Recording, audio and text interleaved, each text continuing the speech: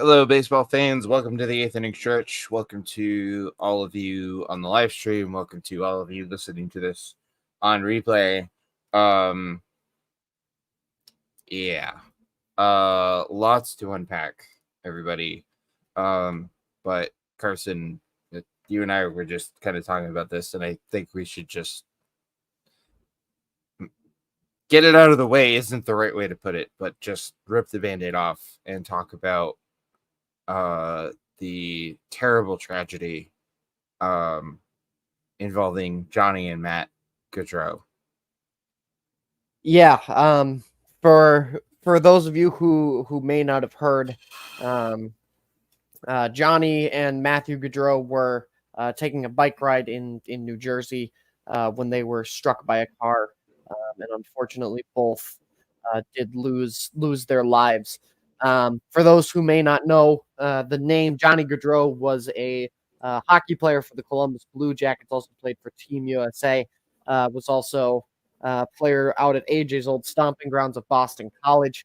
A great player for Boston College, as well as Matthew Gaudreau, who was also, I believe, I don't know where he was playing hockey, but he was also a hockey player himself. There are a couple of, obviously, first and foremost, this is absolutely heartbreaking. Me and AJ were talking before we came on the air that we are both just absolutely gutted, and it's still just, I don't know if it's ever really going to sink in that we have been robbed of two lives far, far, far too young. So obviously, first and foremost, want to make sure to send our thoughts, our prayers, our condolences to the Gaudreau family, to Johnny's wife and his kids, to the entire Gaudreau family as they go through this grieving process. A couple of things that I wanted to read from the Blue Jackets statement after the news was confirmed, because I think that this truly exemplifies what we've seen of all the tributes and everything from these past few days after this horrible tragedy. In part, what the Blue Jackets had said was Johnny was not only a great hockey player, but more significantly, a loving husband, father, son, brother, and friend. They also went on to say the impact he had on our organization and our sport was profound, but pales in comparison to the indelible impression he made on everyone who knew him. And I think that's the key that we got to make sure we're focusing on here, is that yes, he was an absolutely phenomenal hockey player. He was called Johnny Hockey for a very good reason. But at the end of the day, a mom and dad have lost their sons. A wife has lost her husband. Two have lost their father. And at the end of the day, from all the tributes and everything that I've seen from his former teammates, that is what gave Johnny the most joy in life. And, there has been an outpouring of support for the family. The GoFundMe that is set up, I believe, has raised a lot. I don't know the exact amount, but I know it's raised a lot of money. A lot of NHL players have been contributing at least $1,000. Now, I don't want to necessarily say let's get to the bad parts of these, but there are two things specifically with this that I want to make sure get addressed, because I feel like they need to. First and foremost, I know that we live in a media landscape where it is very hard to, where it can be hard to kind of try and figure out what separating fact from fiction. But AJ, I don't know about you, but when these rumors initially came out, I had a big problem with, as someone who used to work as a reporter, I had a big problem with how these rumors were handled by some in the media. Yeah, I'm glad you brought that up. Yeah, so I think it was, that was what, Friday night. I think I started seeing, I was, late scrolling Twitter, and I saw something about, somebody posted something about, oh, please don't let the rumors be true. And then, about about Johnny Gaudreau. And it was mostly just rumors. Well, apparently what happened was somebody, this so-called journalist, here, what the heck was his? Yeah, this douche canoe, Dylan Robillard, who's, claims to be some sort of journalist or whatever. He's the one that started the rumor. He's the one that broke the, sort of broke the story, I guess. But a couple of problems with that. One, there was no confirmation from authorities that Johnny and Matt were even involved in the accident when he quote unquote reported it. And two, even if it had been confirmed by the authorities, he by posting this without, he clearly didn't get the family's permission. And he denied the family a chance, their opportunity to grieve privately. Yeah, dude, you're not a journalist, okay? Because if you were a true journalist, you would have some sort of integrity. And I know the climate we live in, and I know I know journalistic integrity has basically gone out the window, but yeah, man, not cool. Not at all. Yeah, and to I had also seen rumors out there that there was a police officer who had told it to like his brother or something Something like that, yeah. Long before, word I think had even been passed on to the family. But and I will give credit where credit is due. I was seeing some tweets out there from some journalists who were trying to kind of at least not necessarily dispel the rumors, but trying to say like, hey, like I have personally contacted the New Jersey Police Department. Here's what I've been told. They don't really have a whole lot of information for us at this point. We don't know if what is being put out there is true. Right. And again, unfortunately, it was. But I think hopefully this is kind of a wake-up call for some in the media, because I can't even imagine, potentially thinking about, if it was, if it was something different where it was just a civilian on the street. And, all of a sudden the Gaudreaus are out there seeing rumors about their sons online. I can't even imagine what that could have been like. But the second thing, and the thing that's really got me extremely heated on this, and AJ, I think I feel pretty safe in saying I can speak for you as well on this. Yeah. Why in the name of God, in the year of 2024, are people still drinking and driving? Don't fucking drink and drive. It is careless. It is a cowardly, selfish act. There are so many ways in our society today for you to get home if you have had too much to drink that do not involve grabbing your keys and getting in your car. Yeah, it's call not. An Uber. Yeah, call a Lyft. Yep. There is hell. You could still go get and a designated driver. Have a DD. Exactly. God. I do not understand how in the year of 2024 we are still having people who think it's okay to drink and drive. Full disclosure, I was at a wedding last night. I had a few drinks. My fiance was there, and we had a plan going into it. We had talked about that she was going to be able to have a couple of glasses of wine at dinner and stop so that we could have a DD. Because there is not a chance in hell that I am willing to take that risk, not only with my own life, but with somebody's life who could have been just like Johnny and Matthew, just cycling on the street. And it was the day before their sister's wedding too. As if the knife in the back wasn't stabbed in deep enough. So with all due sincerity, fuck this guy for drinking and driving. I sincerely hope that this is a wake-up call to a lot of people that there are plenty of ways for you to get home in the year of 2024 with that don't involve you grabbing your keys after you've had a few too many beers. This guy and all other drunk drivers who kill somebody, I've seen this tweet from AJ as well as others, and I 100% support it. This should be a life sentence in prison because at the end of the day, I don't care how you slice it. This is murder. Yep. And because if you let them out, guess what? They're going to do it again. Yeah.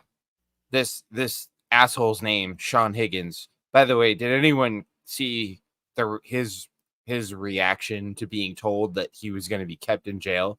He let out this like long, exasperated sigh. I'm like, oh, I'm sorry. Is the fact that you're staying in jail because you just killed 2 people, is that cramping your weekend plans? Get the fuck out of here, dude. Yeah, and the only thing that I'm praying is that sigh was just a thing of like, holy crap, my life is over kind of deal, is what I'm praying for. I hope so, because his life is over, or at least it should be. But yeah, call this whatever you call drunk driving, killing somebody while drunk driving, whatever you want. At the end of the day, it's murder. Like that's what it is, and it should carry a life sentence in prison because there is no excuse. No, zero. It's not, and even, yeah, I mean, even more so now because of the age we live in, because of, things like Uber and Lyft. And I mean, I know taxis have sort of gone the way of the dodo, but there are still taxis. But I don't care where you are. I don't care if you're in Manhattan or, I was just trying to think of I don't care if you're in the middle of New York City or the middle of nowhere. Like, guess what? You can, no matter where you are, you can pretty much always get an Uber or a Lyft. And if you can't, you can probably get a taxi. And if you can't do that, you can probably get a designated driver. Like, come on, enough is enough. And even still, at the end of the day, if you have no other options, at least give yourself that extra time to sober up before you get behind the wheel. Right. Take get some glasses of water. Do what you need to do. Stay wherever it is that you are at until you are coherent enough and of sound mind to get behind the wheel of a car. Or geez, like even call someone to come pick you up or something. I mean, goddamn. Yeah. So obviously a terrible. I mean, terrible doesn't even begin to describe it. Terrible tragedy for the Gaudreau family. So, again, obviously sending our thoughts and our prayers and our, and all that to them. I've been really heartened and really sort of impressed by the outpouring of support that I've seen online, which is nice. Nice to know that people can still come together over, when something like this happens and not, argue and whatever. But that being said, I did see one sort of questionable reaction to this. Oh, by the way, if you guys are interested in the GoFundMe, I did find it. It's GoFundMe. I just Googled Matt Gaudreau GoFundMe. So people are raising money to help support Matt's wife, Madeline, and their baby trip. So if you're able to, donate anything, donate $5 if you can, if you could donate $5, anything. Yeah, it even says on here, although no amount of money can ease the pain of their loss, Your support on any level will help take some of the financial weight off the Gaudreau family as they, sort of navigate this. But yeah, I did see one. This was from on Zitter. Gord Miller, who, for those of you who don't know, is a TSN, an NHL and hockey commentator on TSN, which is the Canadian equivalent of ESPN. Gord tweeted, Matthew spent a lot of time in his older brother's shadow, but his death is no less tragic. He was on a hockey journey of his own, having moved into the high school coaching ranks. His widow Madeline is pregnant and with their first child, an unimaginable tragedy on so levels. Do we need the... I'm sorry, maybe it's just me, Carson, but do we need the Matthew spent a lot of time in his older brother's shadow? Is that necessary? Yeah, hearing that does kind of irk me a little That's bit. a little... Come on, man. Like, this there's family... still a life that was lost, and from Yeah. everything I've seen, Johnny was nothing but a supportive brother for him. Yeah. I mean, they both came up together. They both played at BC. They only played together one season at BC. Because I mean, obviously Johnny was a couple years older. But yeah. Yeah, come on, dude. Like, be better. That just irked me a little bit. Anyways. Yeah, it just... obviously this whole situation just sucks. And I've like Carson mentioned, I'm was pretty familiar with Johnny. Obviously he played at BC, which not for nothing. I'm a BU fan. I loathe BC hockey, but Johnny was an unbelievable hockey player. Like Carson said, they nicknamed him Johnny Hockey for a reason. Helped BC win a national championship in 2012 as a freshman. Oh, by the way, Hockey East Player of the Year 2 years in a row, Hobie Baker Award as college hockey's best player as a junior. Played 11 years in the NHL. But Carson and Matt, Matt too also played at BC. Played a little bit. He played a few seasons in the minors, and the last couple of seasons had taken on a high school coaching position. But maybe the thing that's, just to kind of wrap up here, the thing that stood out the most to me that I've seen is, Johnny obviously played all those years in, I think it was 8 or 9 seasons in Calgary, with the Flames, and then decided to move on and go play in Columbus. But he chose to play in Columbus when a lot of players were avoiding playing in Columbus. And the main reason he did it was so that his wife could further her career. And that just, if that doesn't sum up in a nutshell, the kind of person Johnny was, I don't know what does. Yeah, exactly. And, it's just, I don't know if this one's going to sting, I think, for a while. Yeah. Very long time. Yeah. Yeah. And I of course, just after you mentioned it, what tweet pops up on my Twitter, but Gord Miller's about Matthew spending a lot of time in his older brother's shadow. Come on, dude. The reaction is, stay classy, Gord. Yeah. Yikes. Ugh. But yeah, it's just so devastating. Yeah, it really is. So yeah, keep the Gaudreau family in your thoughts and your prayers. Support the GoFundMe if you can. And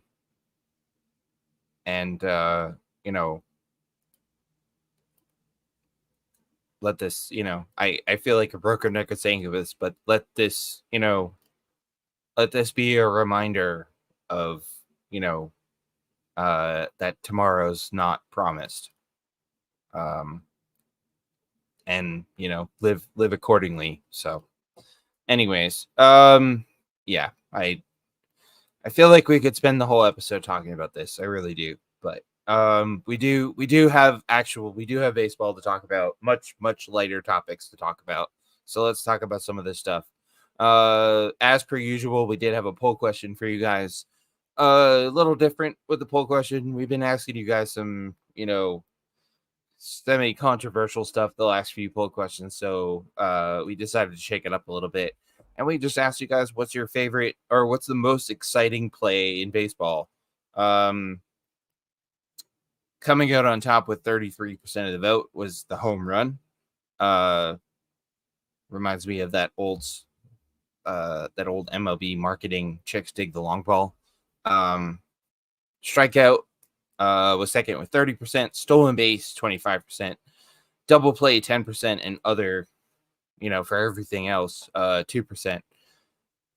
Okay, I get the home run. The home run is an exciting play. I get why the majority of our fans, our listeners, voted for home run Carson, but me personally, I'm a sucker for a stolen base.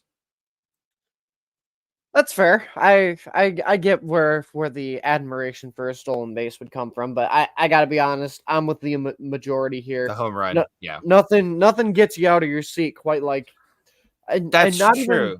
I would That's say true. not even just a home run, AJ. I think the most exciting play for me is when A the walk-off. home run's either a walk off or a no doubter, where yeah. you can just hear it off the bat, and I can already stand up and just be like, bye You bye. just know. That's gone. Yeah, that's a good point. Yeah, I mean, obviously, yeah, you're right. A home run, it gets you up, it gets you out of your seat. I mean, if you were to look at the most iconic moments in MLB history, I mean, most of them would probably be a home run. I've been lucky enough to be at the ballpark for a few, big ones myself. I prior to sorry, trigger warning for Yankees fans. I'll be honest, prior to 2004 and Dave Roberts' stolen base heard round the world in game 4 of the ALCS against the Yankees, I probably would have said home run, but ever since that play, I've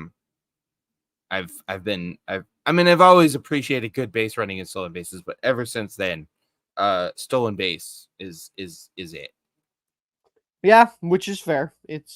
I mean, that was just, for those of you who weren't around or too young or whatever and didn't get to witness that, do yourself a favor and go look it up on YouTube, because it is, I mean, it's unbelievable.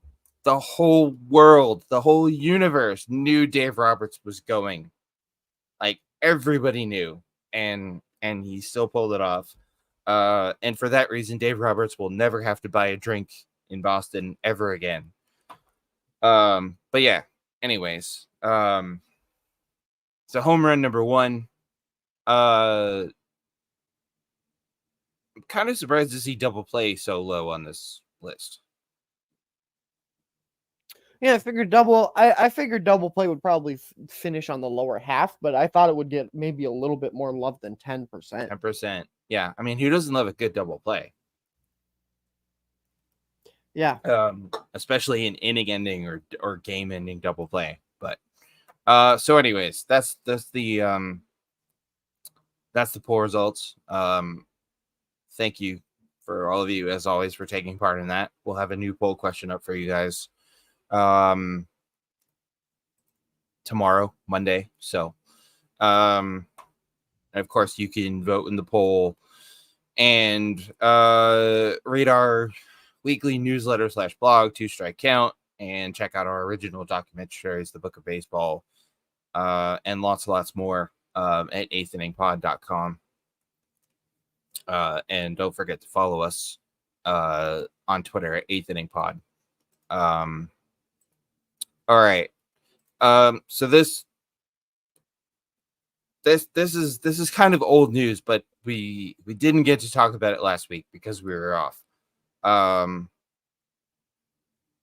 Now I think it was the episode before that, Carson, we were talking about the Mariners and we were talking about Scott Service, and I sort of threw out there that I thought, maybe it was time for a change. Maybe Scott had lost the clubhouse. It was time for a new voice, and lo and behold, the Mariners fired Scott Service a couple days later. I think we would both agree that we never want to see anybody lose their job. Mm-hmm. But and I'm a big fan of Scott Service. He always seemed like a solid dude, always seemed like just a cool, down to earth kind of dude. And he did do some good things with the Mariners, but it was time. Yeah, it just seemed like it was time for a new voice in the clubhouse. And AJ had kind of talked about his record a little bit on the in his one last thing on the last episode. Just qualifying for the postseason, Scott was just not getting it done. They're 4.5 games out right now of the third wild card spot. They're 5-5 in their last 10. They once had the lead in the division, but now they're 5 games back of Houston for the division lead, who has been on fire as of late. Had a 10-game lead. Yeah. And to quote Adam Sandler, "You blew it." Yeah. I mean, this awful stretch that they went through in August. They basically came out of the All-Star break and just fell apart. They were struggling before the All-Star break, but like post All-Star break, they just fell apart. And I'm sorry, but making the playoffs once, Scott was the manager. He was managing the Mariners since 2016. And I'm sorry, but making the playoffs once in 8 years is not enough. It's not good enough.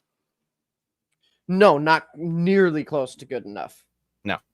And you can talk about the roster, you can talk about the front office, yada yada yada. And I know that's a factor. Obviously that factors into things. If you don't have if the front office doesn't put a quality roster together, then yeah, you're going to struggle to win games. But that's not, at the end of the day, you still need a manager. You still need to manage. You still need to be an effective manager. And it just felt like Scott Service was just not effective anymore. And Carson, I think I can say with pretty much complete confidence, Scott Service will get another managerial job somewhere else. Oh, absolutely. And as he should. He still is a solid manager. It was just time for a new voice in that Mariners clubhouse. Yeah, it was just time. So former Mariner Dan Wilson, who, for those of you who are not familiar with the name Dan Wilson, Dan was a longtime catcher for the Mariners. He was part of he was part of two memorable Mariners teams. He was on the 95 team, the walk-off, in the ALDS walk-off game 5 at the Kingdom.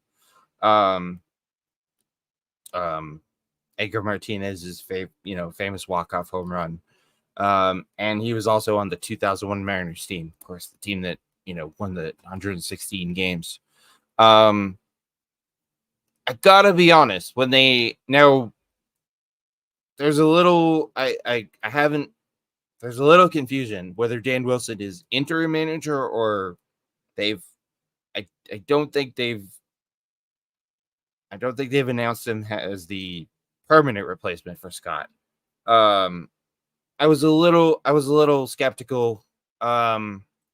when they announced that Dan Wilson was taking over. I mean, mostly for the fact that he has no managerial experience whatsoever.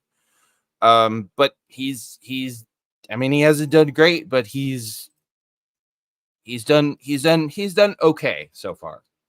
He's done a serviceable job. Yeah. I mean, in all fairness, he was thrown into a pretty tough situation. Indeed he was. Yeah. A team that's just been sort of, I mean, basically playing 500 baseball, pretty much all year. So, as to whether or not I mean, I think it's pretty simple for me. If the Mariners we've got a month to go.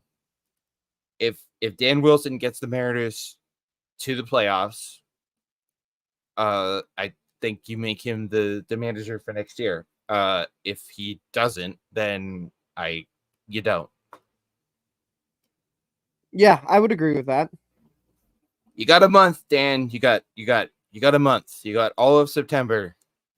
And I mean, looking at the Mariners schedule for September, I don't know for sure, but I'm pretty sure they have the weakest strength of schedule for the month of September. They've got one more game against the Angels, 4 games against the Athletics, 3 against the Cardinals. They've got 4 games against the Rangers. So we've got Athletics, Cardinals, Padres, which could be tough, Rangers, Yankees, which will be tough. The Rangers again, 3 games on the road against the Astros, and then they end the season with 3 games at home against the A's. Now, obviously, the Yankees and the Astros and the Padres, those are tough, but the rest of that schedule is pretty easy.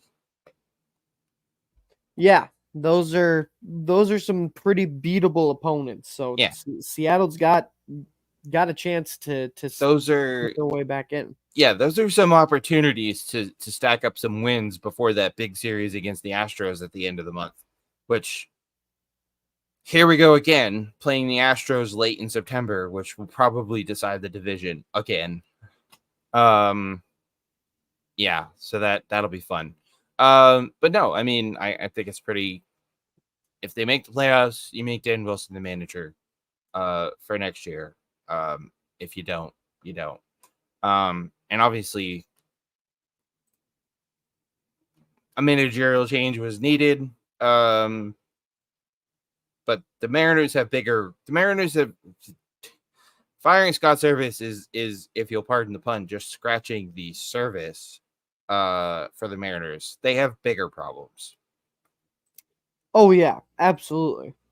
They've got an owner, who's reluctant to spend money on well, not reluctant to spend money, but he's reluctant to spend money on proven, veteran impact players. Sure, he went out and got Randy Arozarena at the trade deadline.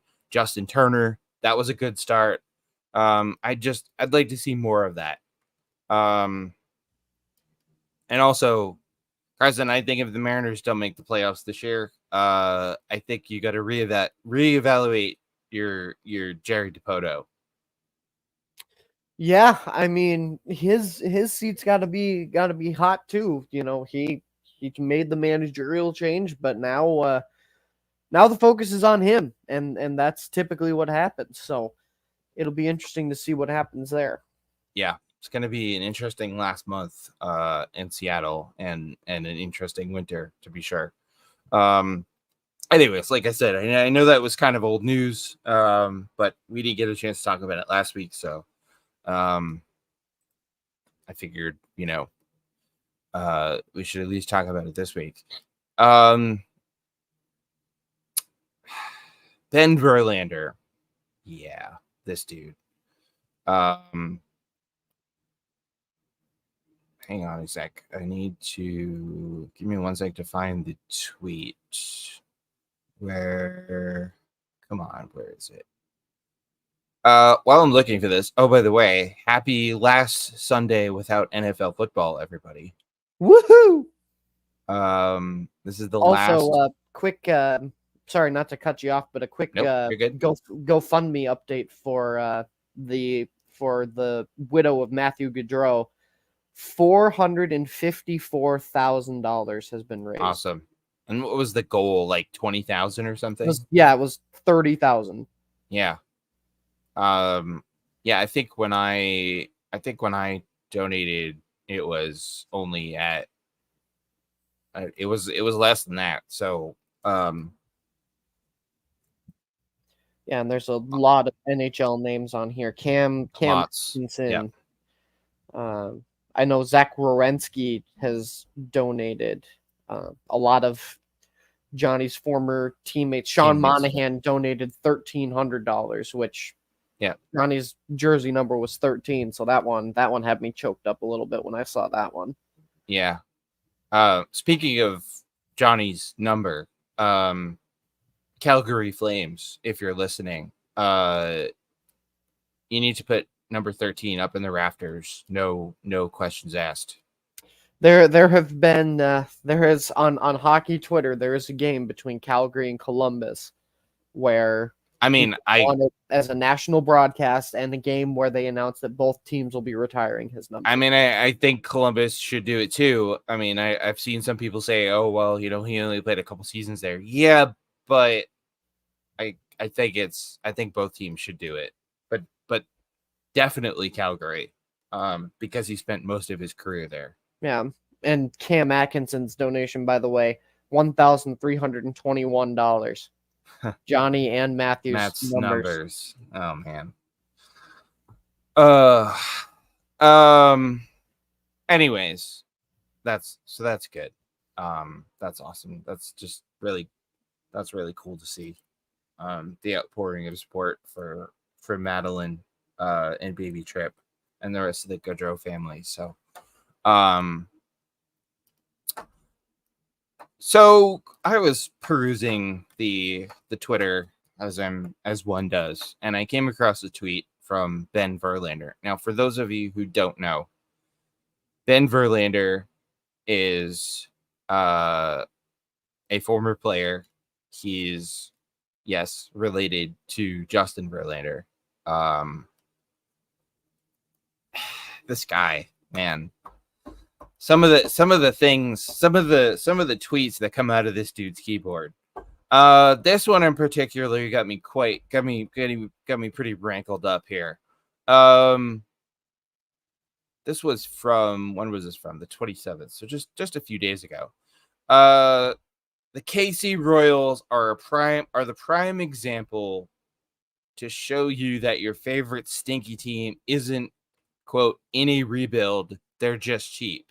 The Royals lost over 100 games last year, signed more free agents than any team, are currently first place in the AL Central. Spend money, it works. First of all, Ben, who the what big name players other than Seth Lugo, who, oh, by the way, is 34 years old, no offense to Seth, who other than Seth Lugo did they sign as quote unquote big free agents this offseason? Yeah, they didn't really sign a whole lot, at least as far as big free agents. Most of this Royals team, Carson, most of that Royals team is made up of homegrown talent.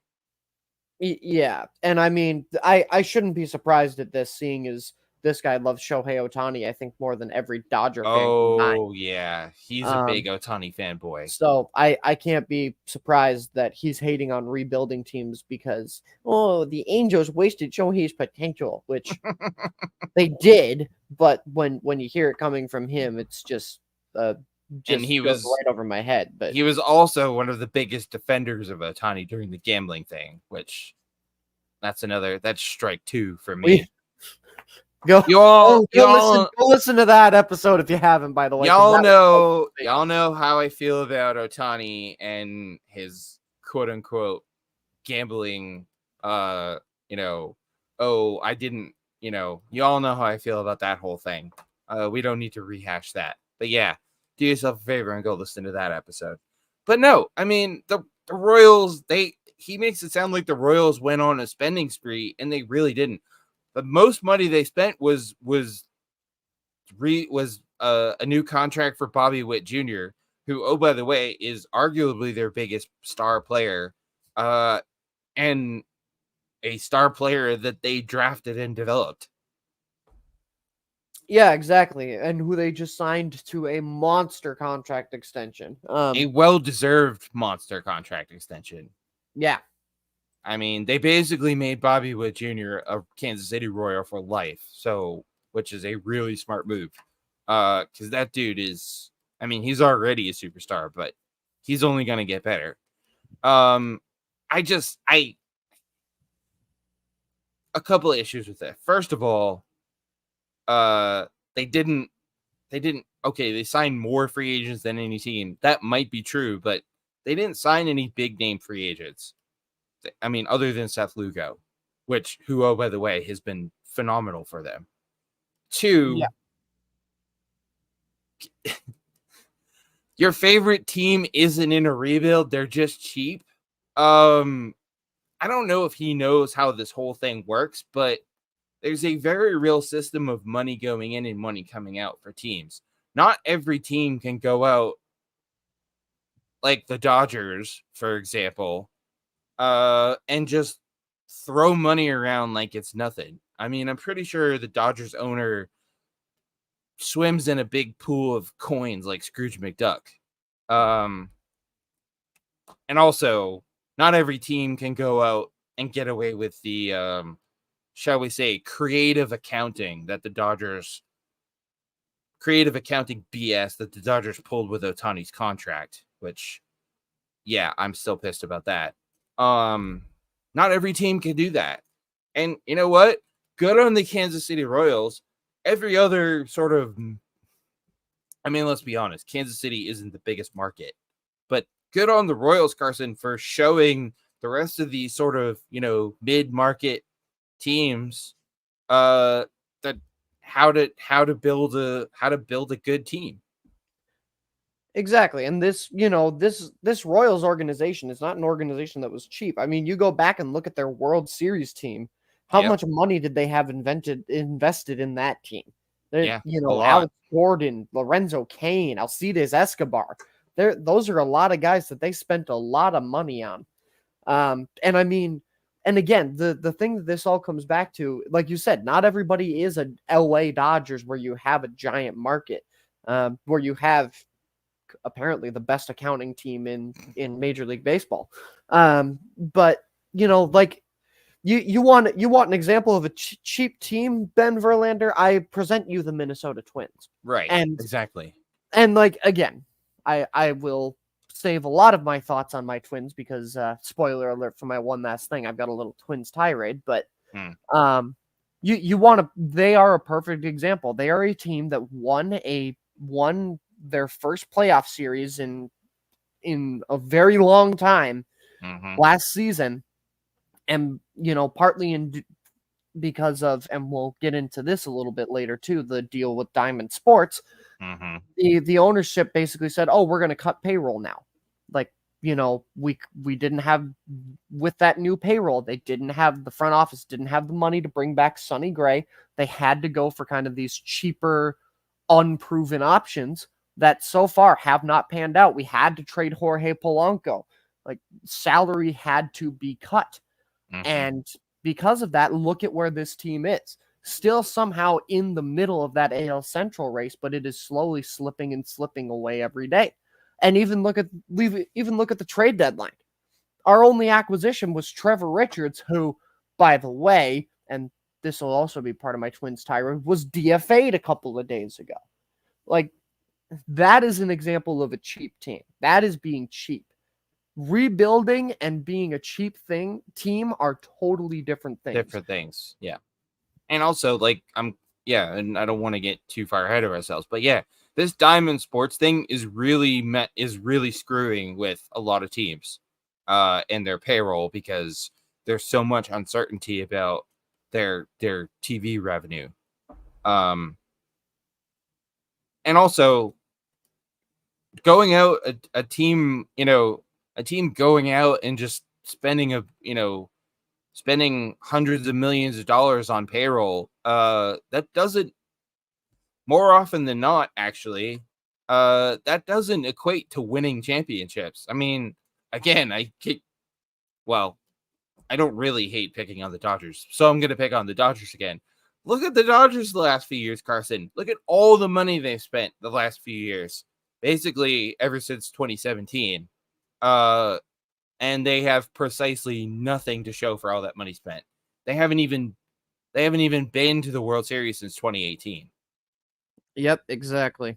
So, this isn't 1996 anymore when the Yankees are just, I mean, sure, those Yankees teams of the 90s spent tons of money and did win championships, but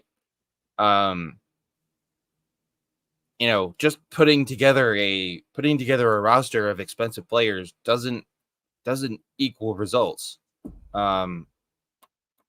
So yeah, I mean, another perfect example, the Baltimore Orioles. The Orioles were terrible for years and years and years. The Orioles were dreadful. They were a last place team. They were going nowhere. And yet, over that span of time, they were drafting players and building up their farm system. And look at the Orioles now. They're contending for first place in the AL East. They're a lot of people's World Series pick. And Camden Yards is full again. Yeah, absolutely. I mean, they did the rebuild exactly how you should. That is how that is the art of a rebuild, or rebuilding for dummies. Like, a lot of GMs should read that book, because that is how you want to execute a rebuild. Sure, it's going to be painful, and it's going to take time, for a long time.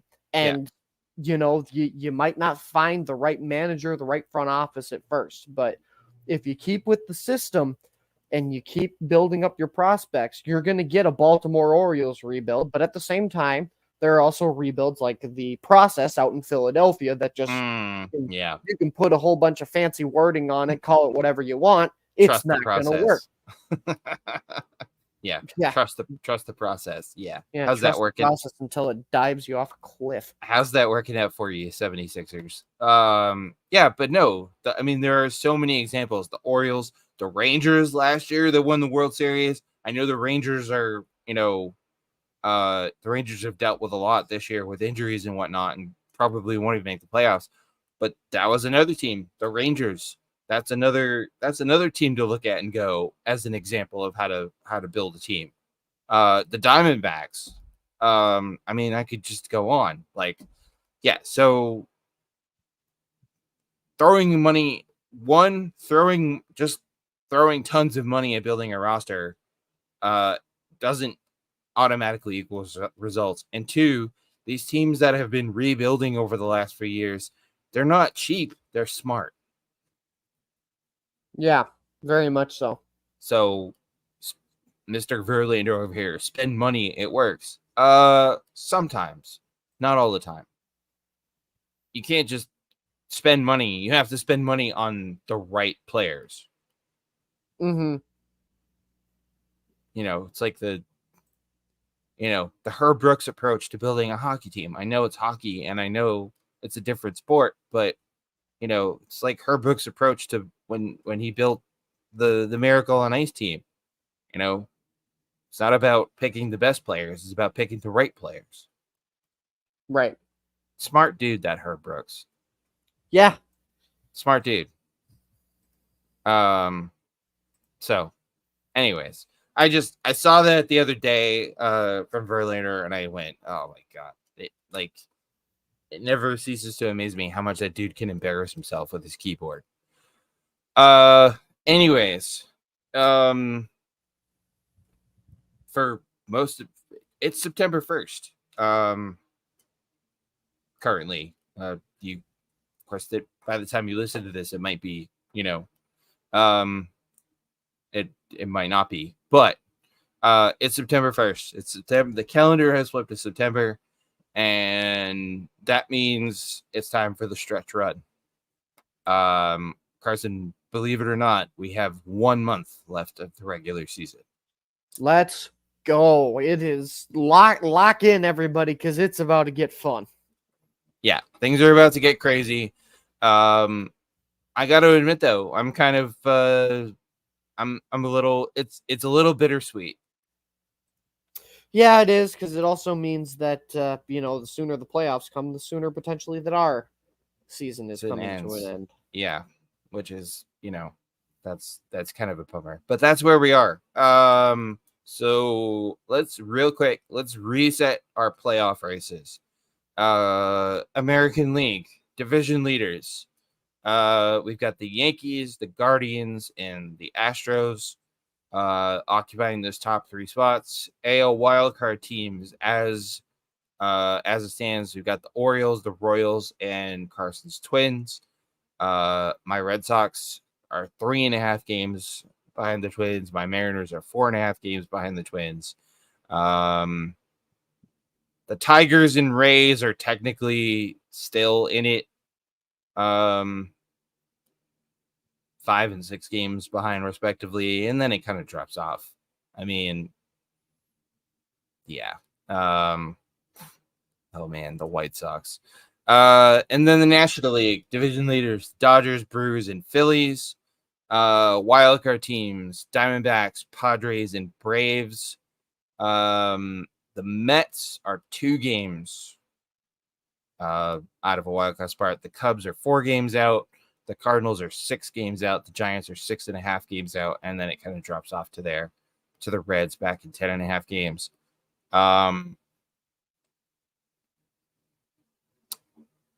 Things are a lot tighter in the National League as far as the wild card race than the American League.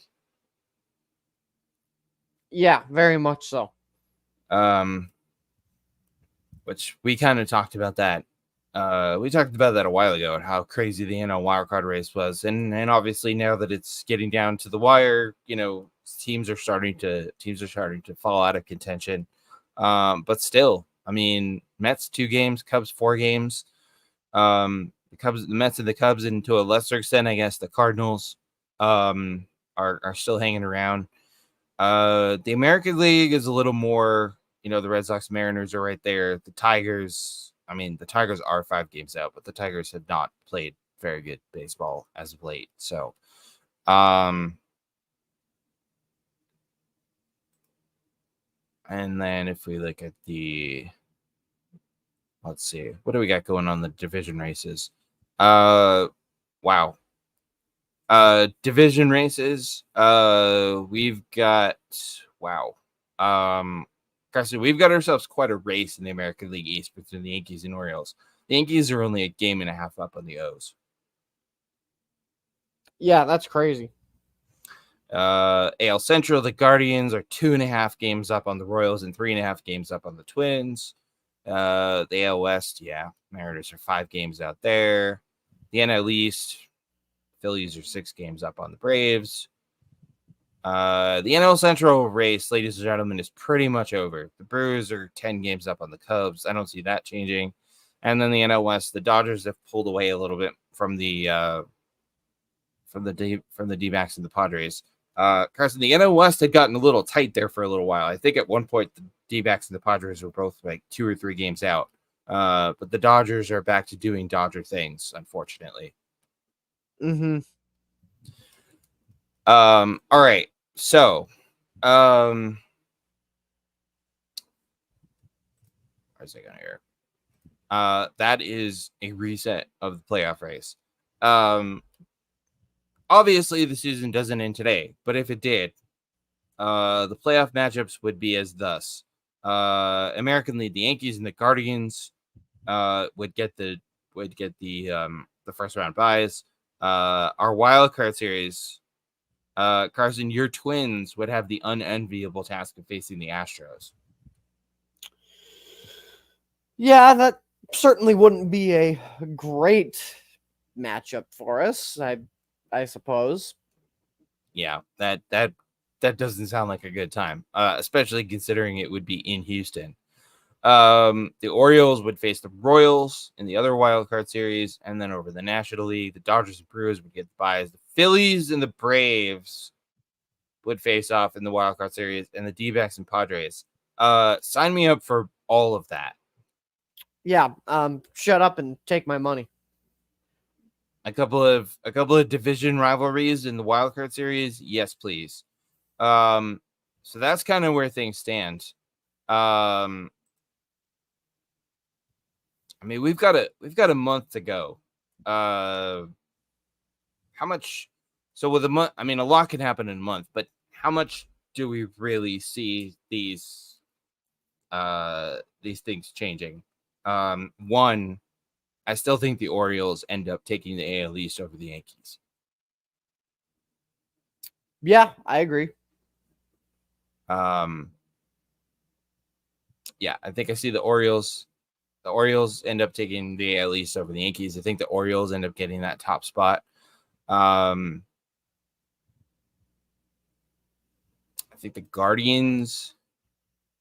I don't know, man. The Guardians have been so good, and it's so hard to pick. It's so tough to pick against them. But I think the Royals end up on top in the AL Central. Yeah.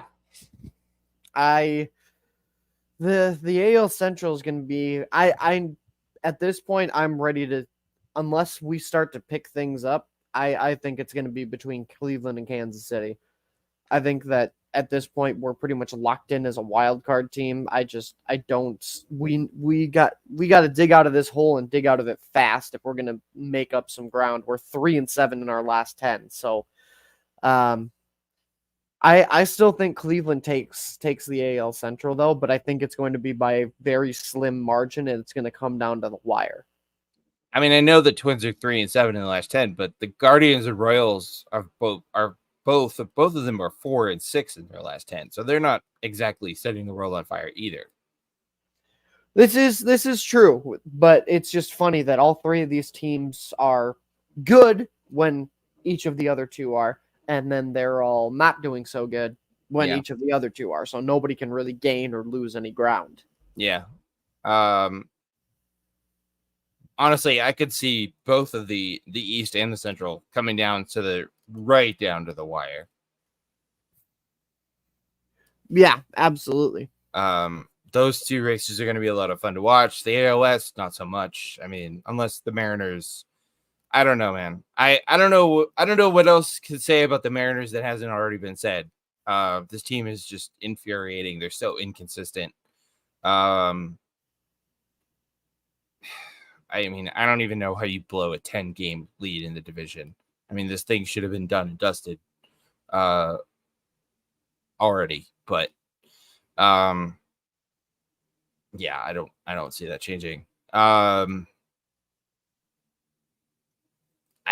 honestly, looking at the National League division races, and we've talked about this before, I don't see the Braves catching the Phillies, although the Phillies have stumbled a little bit as of late. I don't see the Braves catching the Phillies.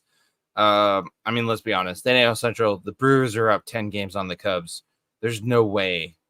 I'm sorry, Cubbies fans, but there's no way the Cubs make up that much ground on the Brewers. No, not a chance. And as much as I would like to say I can see the D-backs or the Padres catching the Dodgers, I mean, the D-backs have lost 3 in a row. The Padres are 5-5 in their last 10. The Dodgers are 8-2 in their last 10. But you know what? Dodgers, go ahead. Well, go ahead and win the division, because we all know how this movie ends. It ends with you losing in the first round again. So, so that's where we're at with the standings.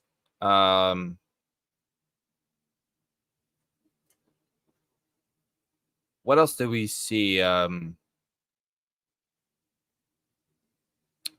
else do we see changing, shaking out with these standings over the last month? I think that the Philadelphia Phillies secure the number 2 seed. I think they get the bye. You think they pass the Brewers? I do. I think they get. I think they're the ones that'll end up getting that bye. Can they catch the Dodgers? Honestly, I think it's possible. I mean, the Dodgers are on fire right now, but it's very possible that they could go up and get that number 1 seed. But here's an important question: do the Phillies really want that number 1 seed? Because the last couple, basically ever since we went to the expanded playoff format with the 3 wildcard spots and the 2 first-round byes, we've seen teams. We saw the Braves do it last year. The Braves were the 1 or 2 seed, and as the winner, if the bye is nice, but you're sitting around for a few days. You're sitting around. All you're doing is sitting around and waiting for the wild card series to finish, and you end up getting you get a little rusty. And well, we saw what happened to the Braves last year. I mean, as a Phillies fan, I don't as any team sitting below that 2 spot. I don't necessarily know that I want that first round bye. Yeah, that's fair. I mean, I know, sure, people are like, oh, there's a sort of about, getting the number 1 seed and everything, but it's like March Madness, man. A number 1 seed it's not a slam dunk. Slam dunk. It's not a guarantee that it's not a guarantee of success in the playoffs. Yeah, I mean, that's very true. I don't think under the new format, I don't think we've seen a 1 or a 2 seed. I don't know, maybe the Astros a couple of years ago, but I don't think we've seen a 1 or a 2 seed even get to the World Series so far under the new format. That being said, I do agree with you. I think the Phillies have got what it takes to catch the Dodgers. But I don't know if you want to if you're the Phillies. Yeah, I mean, that's a very valid point. Like, if you're the buys can be good, but at the same time, they have a history of sneaking up on you, and then all of a sudden it's we lost. Yeah, exactly. Like the Braves last year won 100 and something games, got a first round bye, and ended up losing to the Phillies. So, how about the American League?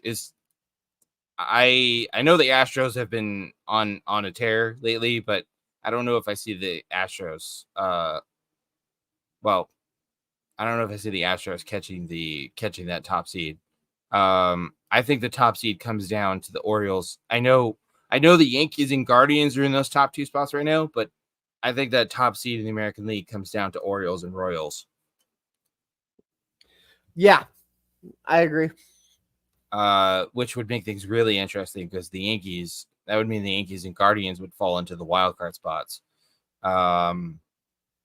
which could potentially lead to a postseason matchup between your Twins and the Yankees. And thanks. No, thank you. Yeah, Never mind. Never mind. The Yankees, please come on to that, please. We know how that's gone in the past for Minnesota, so not well. No, has not gone well. Yeah, I mean, looking at things, there are some. I think we can expect more than our fair share of drama over this last month. Yeah, absolutely. It should be a lot of fun for this last month. So yeah, for sure, everybody buckle in. We'll be here to take you every step on the journey, but it's going to be a journey that's going to have a lot of twists and turns, I have a feeling. Yeah, it always does. September always just kind of goes crazy. I mean, these wild card races. I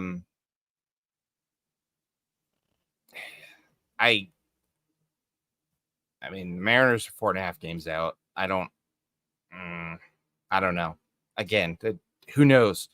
Who knows what to expect out of the Mariners? My Red Sox are 3.5 games behind your Twins for that last spot. I don't really know what to expect out of this Red Sox team.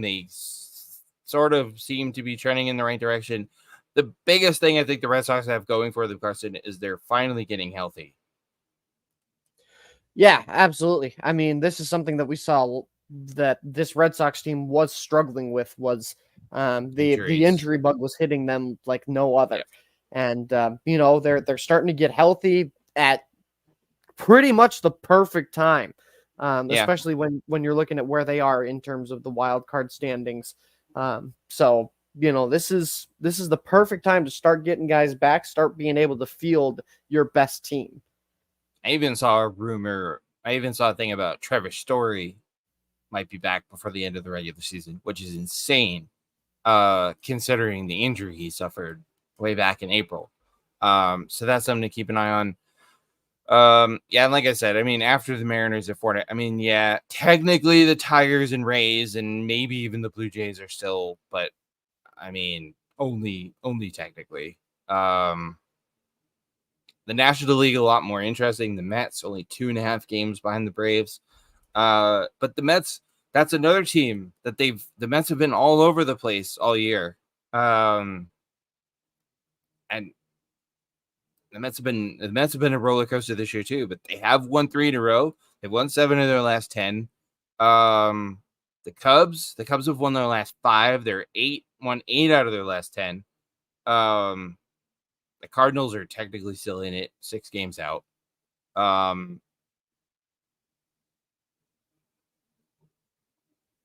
don't know if I see either one of those. First of all, okay, I'll just put this out there. I don't think the Braves make the playoffs. Wow. I know they've won 7 of the last 10. I know they've sort of, they've sort of found their footing. Even though you're without 2 of your best players, no Ronald Acuna Jr., no Spencer Strider. I know they're banged up, but somehow they're still hanging around in this thing. And I mean, heck, they're even still hanging around in the division race. But I just think at some point, and good on them, good on the Braves for hanging tough despite all the injuries they face. But this is not the same Braves team that we've seen the last couple of years.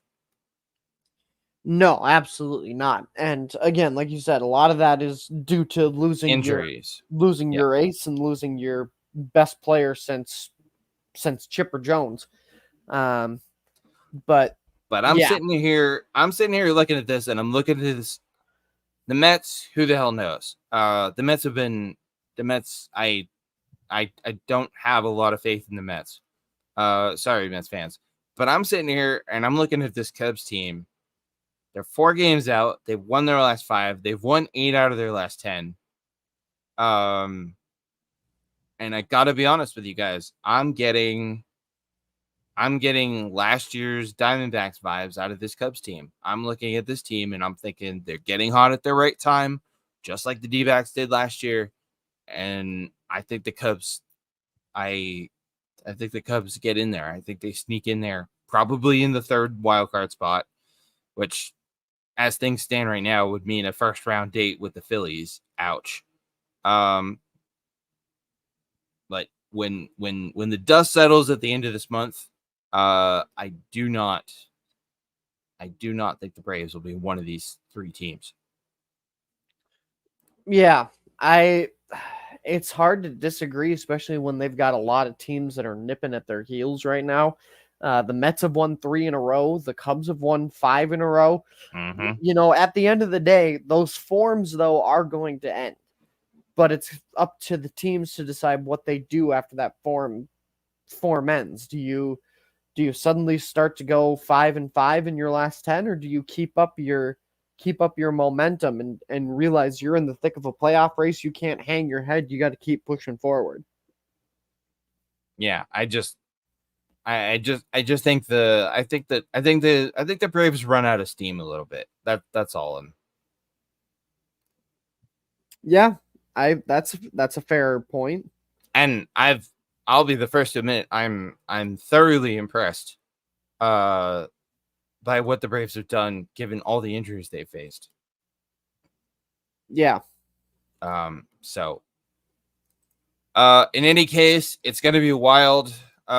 September is always, the wildest, craziest, plot twistieth month of the baseball season. And I have no reason to think that this September is going to be any different. One storyline to keep an eye on, speaking of the Dodgers, Clayton Kershaw, Carson, is headed back to the IL after leaving his last start against the D-backs. Yeah, brutal to see that announcement, obviously. And, it might be winding down for Clayton Kershaw. Yeah. That sucks. Obviously never want to see a player's career end on an injury, but yeah. That's not, it's obviously it sucks for Clayton Kershaw.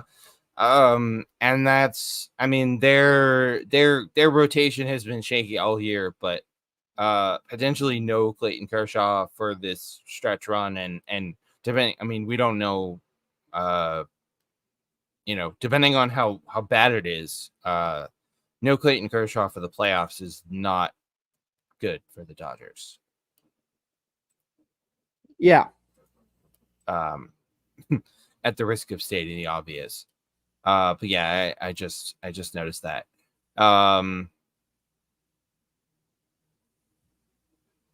Just kind of perusing for other.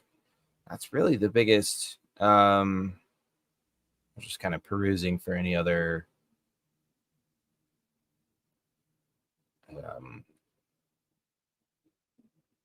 Any other sort of big storylines as we get ready for this stretch run. Actually, the news cycle, the baseball news cycle, anyways, is strangely quiet right now.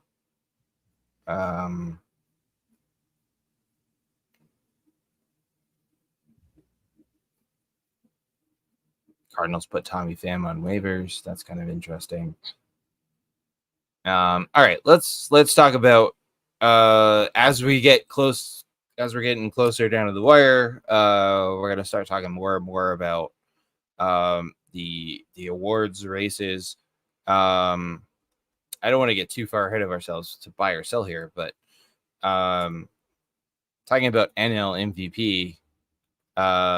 Obviously, Shohei Ohtani is Shohei Ohtani is the odds-on favorite. So according to Fox Sports here, the current NL MVP odds leaders, Shohei Ohtani is the favorite.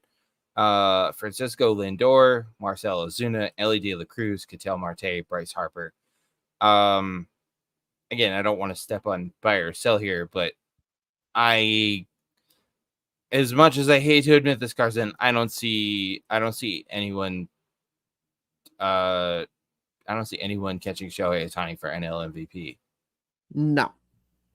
I think that's probably about as much of a slam dunk MVP case as there has been in quite a while. Yeah, I don't see any of those guys catching Ohtani. The American League, however, is a different story. Yes, Aaron Judge is the odds-on favorite. Yes, I know he's Aaron Judge. But I mean, American League, okay, sure, Aaron Judge might be the favorite, but for your consideration, everybody, you've got Bobby Witt Jr. of the Royals, Gunnar Henderson of the Orioles. I call me biased, but I would throw Rafi Devers in there. Jose Ramirez of the Guardians. I don't think I've seen anyone mention Jose Ramirez's name in connection with AL MVP, and that to me is a travesty. Yeah, I'd agree with that. I mean, considering the season that the Guardians are having, and considering how big a part of that he is, but at the end of the day, I mean, if I'm casting a vote for American League MVP, I'm going with Bobby Witt Jr. I know Yankees fans are gonna, oh, what about Judge? And I mean, I guess you could probably throw Juan Soto in that conversation too for the Yankees. But to me, Bobby Witt Jr. If you take Aaron Judge or Juan Soto off the Yankees are going to be just fine. I mean, obviously, if you took both of those guys off the Yankees would probably not be so good. But if you take Judge or Soto off the Yankees are just fine. They're still the Yankees because you've still got Aaron Judge or Juan Soto. If you take Bobby Witt Jr. off the Kansas City Royals, Carson, the Royals are nowhere near where they are. Mm-hmm. Yeah. And to me, that's the definition of a most valuable player. If you take this player off their team, where does that leave them? And if you take Bobby Witt Jr. from the Royals are nowhere even near where they are right now. I mean, I guess you could make the same argument. I mean, if you take Shohei Ohtani off the Dodgers are still ridiculous. But I can't make a compelling case for any of the other NL MVP candidates. Yeah, I would agree with that. I can't. I mean, if Ronald Acuna Jr. were still, if he hadn't gotten hurt, I think we would have seen a 2-horse race between Ohtani and Acuna for NL MVP. If you were casting MVP votes, let's say the season ended today and you were casting your MVP votes. I mean, I'm pretty sure you're going Ohtani in the National League, but I'm guessing you'd go Aaron Judge in the American League. No, I actually agree with you. I would cast my vote right now for Bobby Witt. He has been incredibly impressive this season, and for me, he is he right now is right there with Judge and Soto too. I think it's more so between Judge and Bobby Witt personally, with Juan Soto kind of being on the outside looking in. But yeah, right now I'd give my vote to Bobby Witt. Yeah, Bobby, he's had a ridiculous year for the Royals, which makes that contract extension, the new contract, all the more a genius move. And then the other big award, of course, is the Cy Young. Tarek Skubal of the Tigers, currently the odds-on favorite in the American League. Then you've got Corbin Burns, Emmanuel Clase, Seth Lugo, Logan Gilbert, Framber Valdez, Luis Castillo, George Kirby, Cole Reagans, Garrett Crochet, Renaud Blanco, and my boy Tanner Houck way down there at the bottom.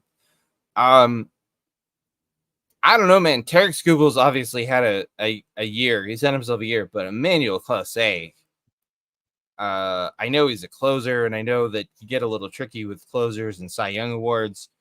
Emmanuel Clase has been the best closer in baseball this year. Yep, 100% agree. And for me, he is my Cy Young vote. Clase is your Cy Young pick. Yes. Like, he has been the best pitcher in baseball. And at the end of the day, that is that award. That's true. I understand that, starters have more innings than a closer. And I do understand that, which is why my heart says Clase, but my head says Tarek Skubal's probably going to win this.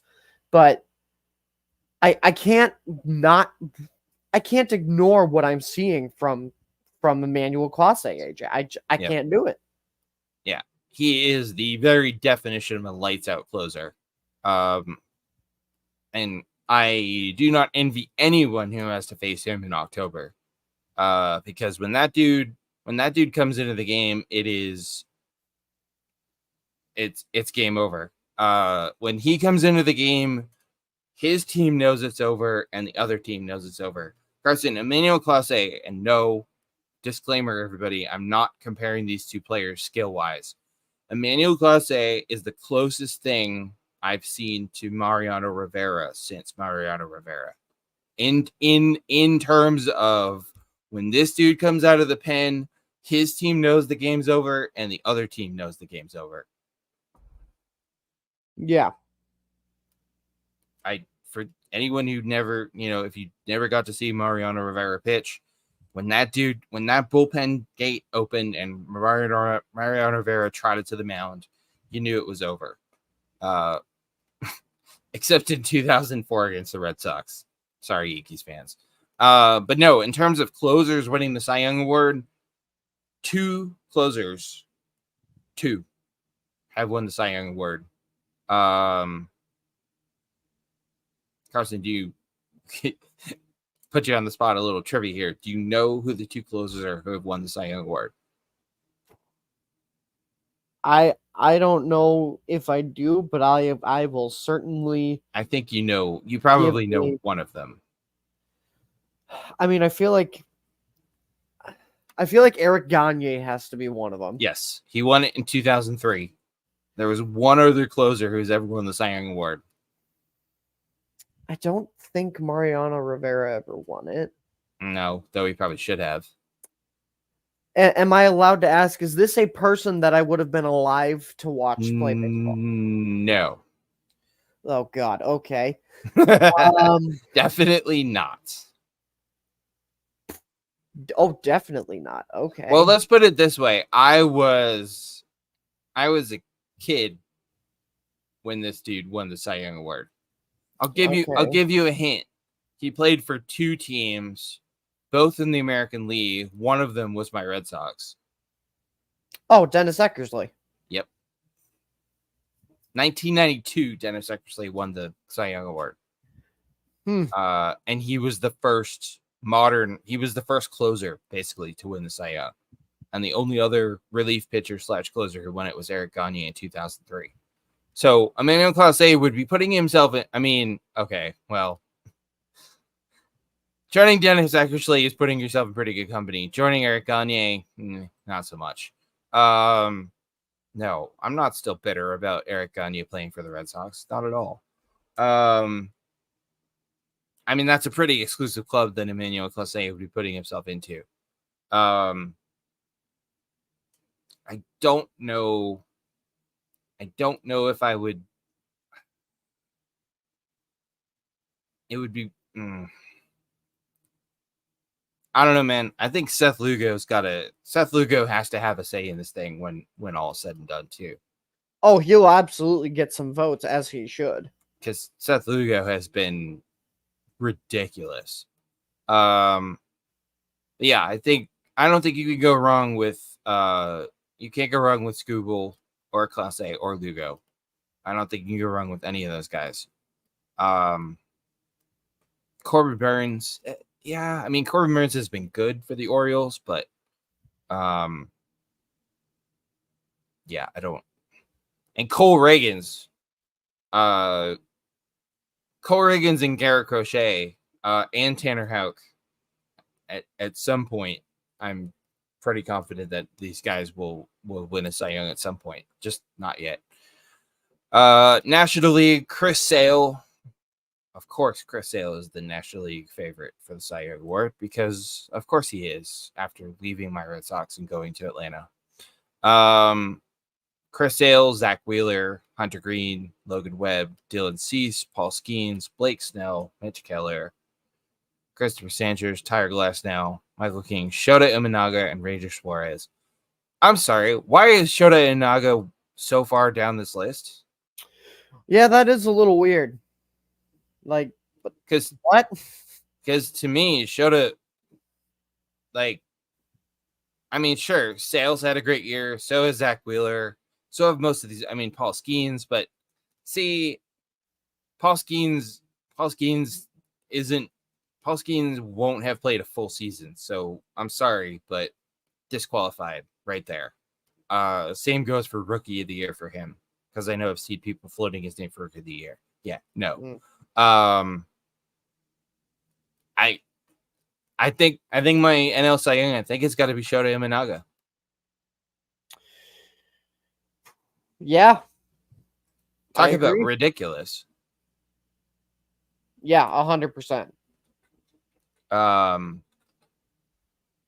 don't know. Would you go Imanaga or would you go Zach Wheeler maybe?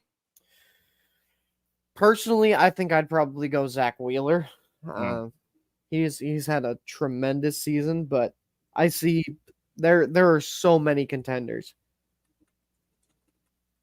I mean, what do you make of Chris Sale being the odds-on favorite? Makes sense. He's also had a heck of a season. I mean, really, just there aren't too many players that I am happy to see have a bounce back season more than I have been for Chris Sale. Chris Sale, yeah. I mean, sure he had some, he isn't exactly wasn't exactly a calm tempered person in his tour in Chicago. But or Boston. Or Boston for that matter, sure. But at the end of the day, he is a very talented pitcher, and it's great to see him pitching the way that prime Sale when Chris Sale used to when Chris Sale used to pitch for the White Sox. It was the Chris Sale that made me shudder, thinking, "Oh boy, we have to go up against this guy again." Fantastic. Yeah, exactly. Yeah. Yeah, he definitely had that effect on teams. No, I'm happy for Chris Sale. I mean, yes, did it. I mean, it sucked. Seeing him leave Boston, seeing him traded, that sucked. But it was also kind of a, all right, it's kind of maybe it's time for him to move on, and he found a home in Atlanta, and he's done really well there. And I can't be mad about Chris. I can't be mad about Chris Hill doing well because, he's Chris Sale. I mean, he's just he's one of those players that it's really hard to root against him. So, and then real quick, last but not least, manager of the year. I'm sorry, but AL manager of the year, open, shut, done and dusted, Stephen Vogt. Yep. Yeah. Not much else to be said there. No. What he's done with that Guardians team, from where they were last year, and not only that, but for stepping into the very big shoes of Terry Francona. I've seen some people make the argument for Matt Quatraro of the Royals, and not to take anything away from what he's done with the Royals, but there were Carson, I think most people kind of expected the Royals to be good. I don't think many of us expected much out of the Guardians this year. No, I certainly did not expect them to be atop of the division. No. And contending for the top seed in the playoffs, and no. National League, Pat Murphy is currently the odds-on favorite.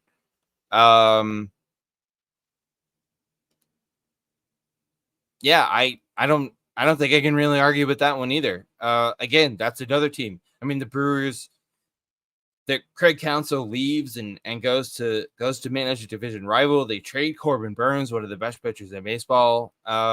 Same sort of thing. I don't think anyone expected the Brewers to be where they're at. No, I don't think anybody would have expected it either.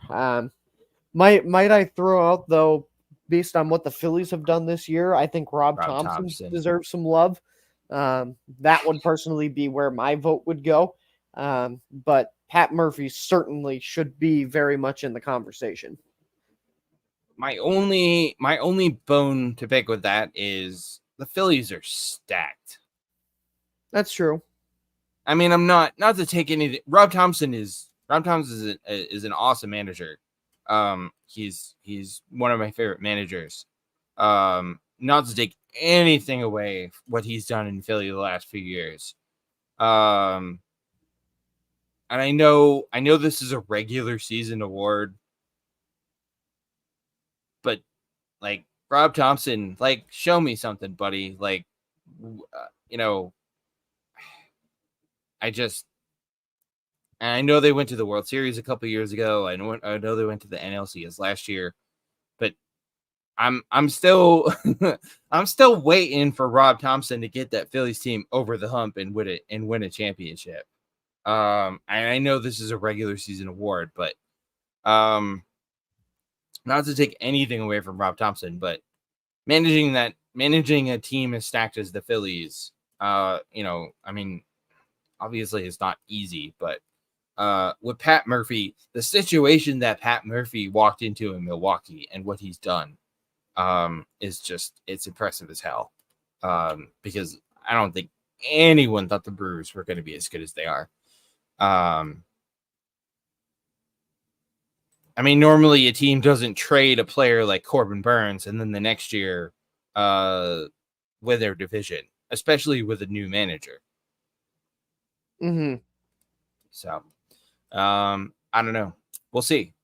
So that's kind of our little primer for the stretch run. Again, it's September. 1 month to go. 1 month to figure out who's 1 month to figure out who's going to the playoffs, who's not. 1 month for teams to either turn it around or teams to, build on where they already are. That also means that we are a month away from playoff baseball. Let's go. Let's go. The best postseason in all of sports. Correct. Hands down. Not even close. Don't even come at me with the don't come at me with the Stanley Cup play. Yes, the Stanley Cup playoffs are amazing, but baseball has the best postseason. There is just something different about baseball postseason. So, anyways, all right, let's play some buy or sell. Sort of hinted at this a little bit earlier, but talking about Shohei Ohtani and his case for NL MVP. Obviously, he's playing in a designated hitter role because of his shoulder injury. The Dodgers are not taking any chances. With him playing the field, probably won't see him back in the field until next year. But that being said, Carson, buy or sell that Ohtani's lack of playing defense will cost him the NL MVP. I think it'll cost him votes, but no, I don't think it'll cost him the overall MVP. I think, at the end of the day, sure, would it be great if he was truly the two-way guy? Sure, but at the end of the day, I feel like you can't, the eye test, the stats, you can't look at those things and say he doesn't deserve the MVP. So I have to sell this. Yeah, I think I'm selling this too. I think you're right. I think some voters are going to look at, some voters are going to come back with he didn't play, he was only a DH this year. He didn't play in, he didn't play in the outfield and he didn't pitch. Not that pitching factors into this, but that the fact that he's been a DH all year isn't his fault. It's because he got hurt. So, it's not like he was playing. It's not like he was playing. It's like he was not like he was playing the outfield and was. It wasn't a performance thing. It was an injury thing, which wasn't his fault. And I don't see. I'm sure some of the so-called baseball experts will penalize him for it, but I don't see how you can penalize him for that. Yeah. I could see if he was playing in the outfield and, made 100 errors, and then I could see taking votes away from him for any MVP, but I don't see how you could do that. So, the White Sox. The White Sox, ladies and gentlemen, have set a franchise record for most losses in a season, and they are still in contention to break the major league record for losses set way back in 1962 by the New York Mets.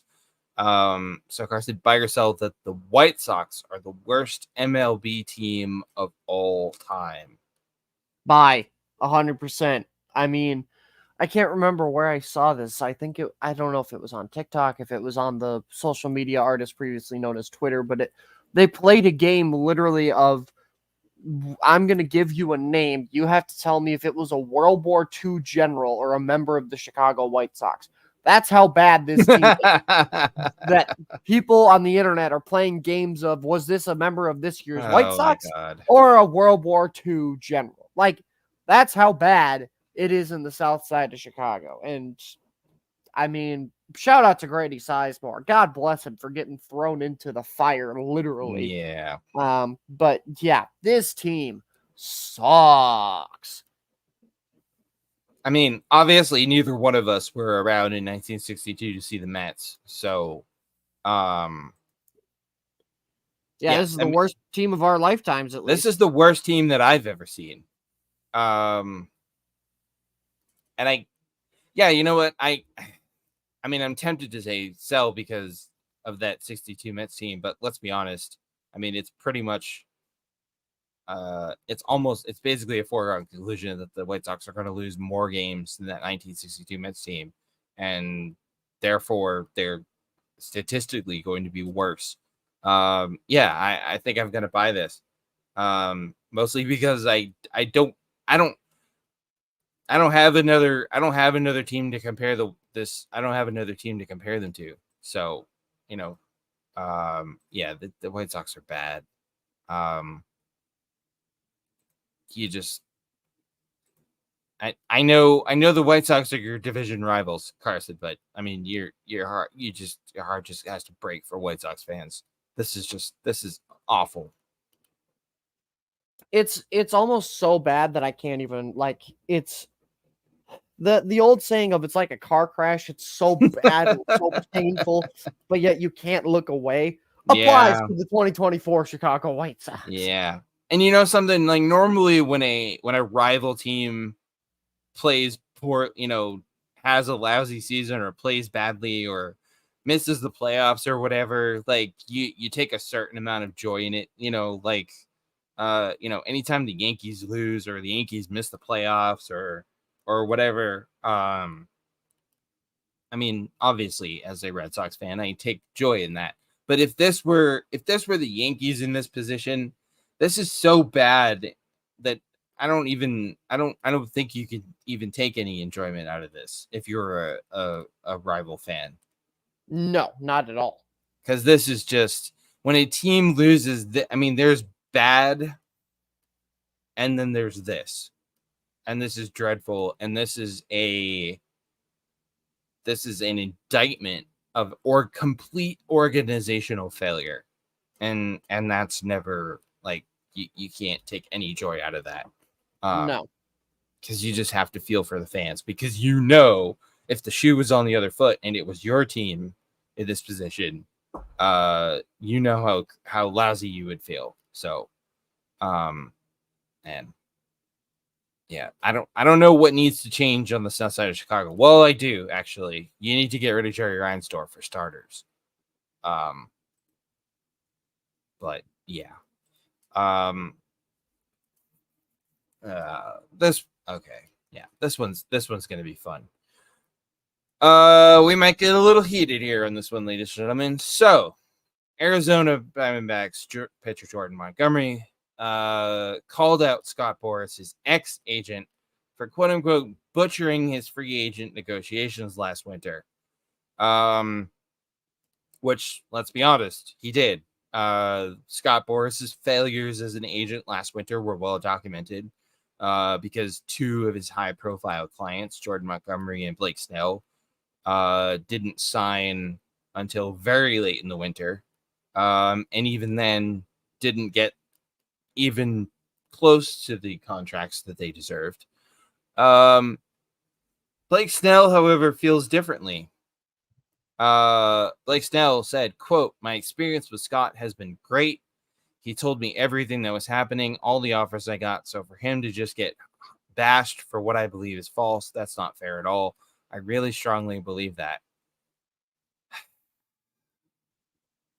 Snell went on to describe Boris as a quote unquote honorable man. Oh, excuse me while I throw up. Who shouldn't be held accountable for Montgomery not getting what he wanted on the open market. Okay, first of all, buyer sell Blake Snell giving Scott Boras a pass. I will sell my stock in this tenfold. Blake, buddy, let's just, if Blake Snell, if for whatever reason you're listening, let's just have a little chat here, okay? Because like, great, he communicated with you all the offers you were getting. You still signed a deal for like $100 million less than what you were reportedly asking for. And you have, to quote Stephen A, you have the audacity, the unmitigated gall to go out and say that Jordan Montgomery shouldn't blame Boris for not getting what he wanted in the free agency market. That's literally the job of an agent. Yeah. Exactly. Yeah. No, I'm selling the hell out of this. Are you freaking kidding me with this? I don't know. Apparently Blake Snell and Scott Boras are tight. Because I don't, or something. Because I don't know.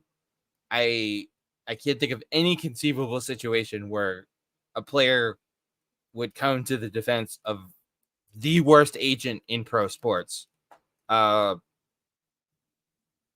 mean, maybe it has something to do with the fact that the rumor that Snell's going to opt out of his contract after this year with the Giants, because both he and Montgomery signed 1-year deals with player options for next year. So I don't know. Maybe Blake is happy. Maybe he's praising Scott because of that.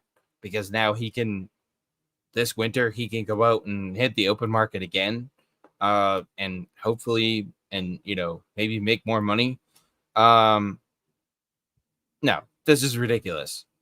Okay, Blake, good for you. You had a great experience with Scott, supposedly. Jordan Montgomery did not, and that's why Jordan Montgomery changed agents. He changed his representation. He dropped Boris like a bad habit and changed his representation. Yeah, I don't even know. And also, I mean, defending him is bad enough, but Carson, Snell went one step further. Describe Boris as an honorable man? Are you freaking kidding me? Honorable? Yeah. Oh, Blake. I gotta be honest with you, Carson. Reading this, I've lost some respect for Blake Snell. Certainly a little bit, yeah. Yeah, I've lost some respect for him. Because I don't know how you can. Oh God. Ugh. Makes me. I'm seriously just reading that out loud makes me want to puke. And last but not least, another good one. The Nationals, the Washington Nationals, ladies and gentlemen, in case you haven't noticed, have quietly, I wouldn't say built themselves into a contender yet, but they've quietly sort of rebuilt after the Juan Soto debacle, and are trending in the right direction towards getting back to where they were in 2019. And it just so happens that Juan Soto is going to be free agent this winter. So Carson, buy or sell the Nationals as a contender in the Soto sweepstakes? Oh, I gotta sell this. I don't see it. As much as I'd love a heartwarming reunion story, I don't see it. You think Soto's I mean, we've talked about this before. You're still on the Soto stays with the Yankees thing. I am, yeah. I don't see him getting much better off. I think he'll get a lot of good offers, but I think the Yankees will offer him, a good amount of money and the chance to win. So I mean, yeah, they are the Yankees. That's fair. No, are you kidding me? I'm buying the hell out of this. Shut up and take my money. Yes, I'm buying the Nationals as a contender in the Soto sweepstakes. Okay, hear me out, ladies and gents. And I'm sorry, not sorry, Yankees fans. I'm sorry, but I know they're the Yankees and I know they have limitless resources and I know the Steinbrenners have deep pockets. I don't see a scenario. I don't know how you're going to pay Aaron Judge and Juan Soto and Giancarlo Stanton and all the other. I mean, I just for most of this year, I've thought that Juan Soto was going to go to the New York Mets because the Mets are going to have the payroll, and I thought the Met, and I do still think the Mets will make a serious run at Soto this winter. But here's my pitch for the Nationals. The Nationals are not the same team they were when Juan Soto was traded to the Padres a couple years ago. The Nationals have quietly built themselves into a pretty damn good baseball team. And I know a lot of people probably haven't noticed, and I haven't seen a lot of people talking about it. But you've got CJ Abrams, who's really freaking good. The Nationals have built themselves a nice little young, talented core. And who better to be the centerpiece, the gel piece, if you will, of that young, talented core than Juan Soto, who, oh, by the way, even though he seems like he's been playing baseball forever, is still pretty young himself, but also experienced and also one of the best hitters in baseball. Mm-hmm. The Nationals have I don't know if they're gonna. I mean, they'd be stupid not to at least try to make an offer for Juan Soto this winter. But I think the Nationals have a extremely compelling case for a reunion. And I think they're going to be right in there with the big boys, bidding for Juan Soto's services this winter. I really do, and I would not be at all surprised to see Juan Soto go back to DC.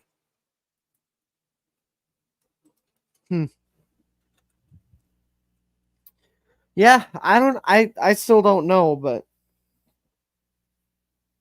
I mean, they've at least got to make an offer. yeah. I know it sounds crazy. I know. You're all going, yeah, right. Get at like, I know it sounds crazy. I think if you're the Nationals, I think you have to. I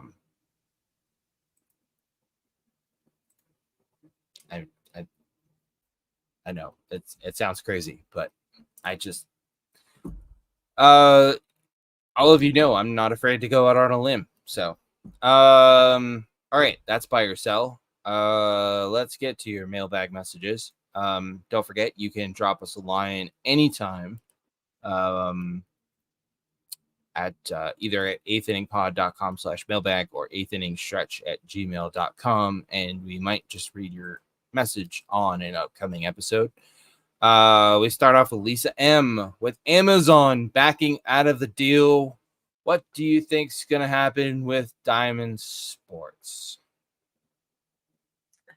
I think that it's very likely this is game over, and I think it should be. There are teams that are coming out, like the Anaheim Ducks not too recently have come out with kind of their own streaming service that Ducks games are going to be free for fans. And I think this is something that MLB needs to look into, or needs to maybe find a development with MLB TV without blackouts, or just do something, because Diamond Sports has been a train wreck. Let's just call a spade a spade. They've been a train wreck. It is now affecting multiple teams across the league. Fans are not able to watch their team, and put them on a major network. Just do something. I think it's game over for this whole Diamond Sports thing. Yeah, and like you said, it's time for it to be game over for these, because let's not forget, Diamond Sports controls not just MLB TV rights. They've got TV rights to teams in pretty much all the in all the professional sports other than the NFL. And that's because the NFL was smart and nationalized their TV rights. I definitely don't agree with the way the NFL handles NFL Sunday Ticket. I think it's way too expensive. For fans who want to watch, out of market games. But yeah, no, MLB needs to do something. They need to take a page out of the NFL's playbook. They need to nationalize their TV rights. They've already got the framework in place, like Carson mentioned, with MLB TV. All you got to do is make every team's games available on MLB TV. I don't know, even if you do some sort of, I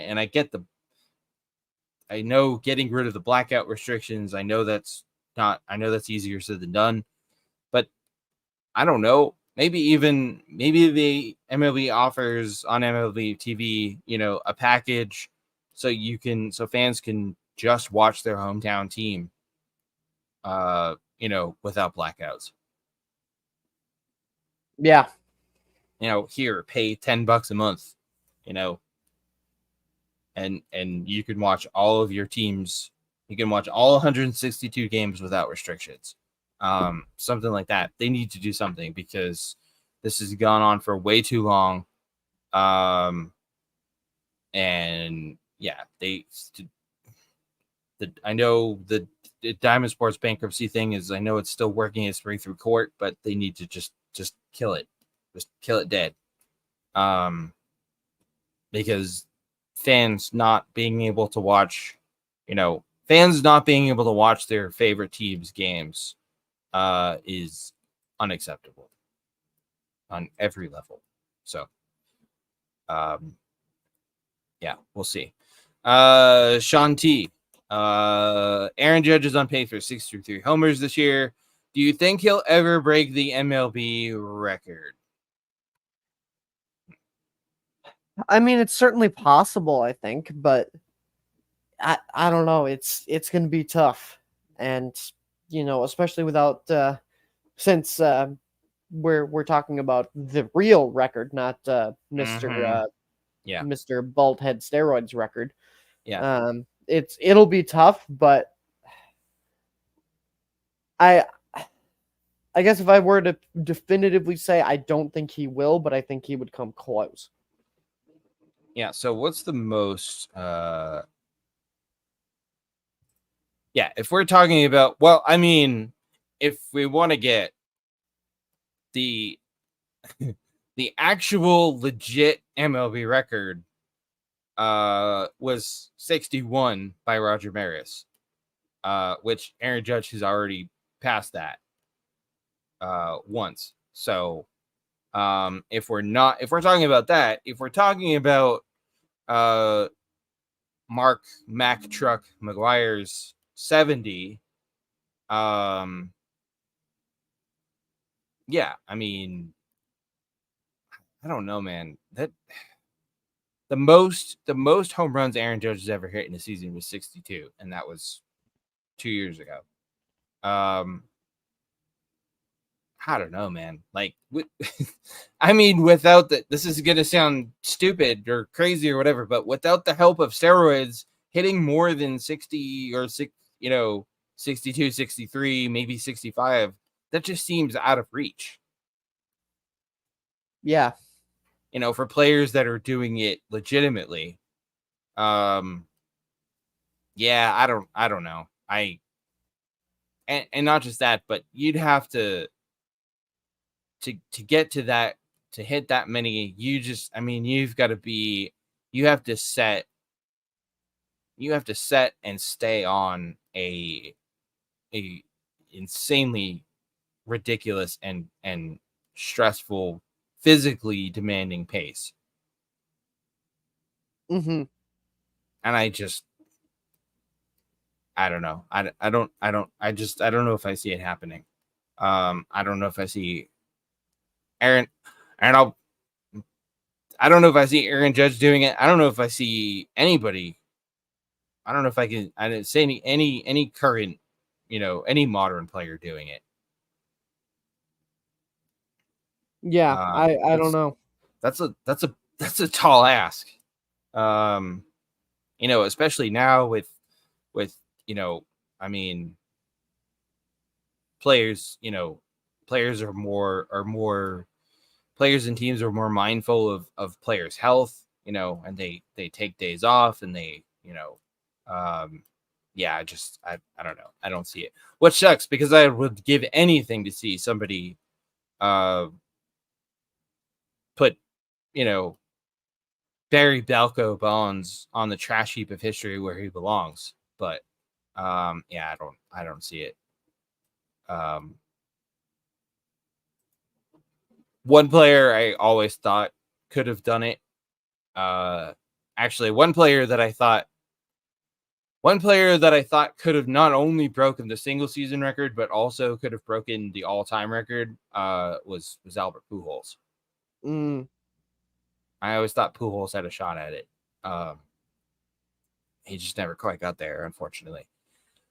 All right, Adrian B. What are the chances that Orioles Dodgers series is a World Series preview? And if it is, who would you take?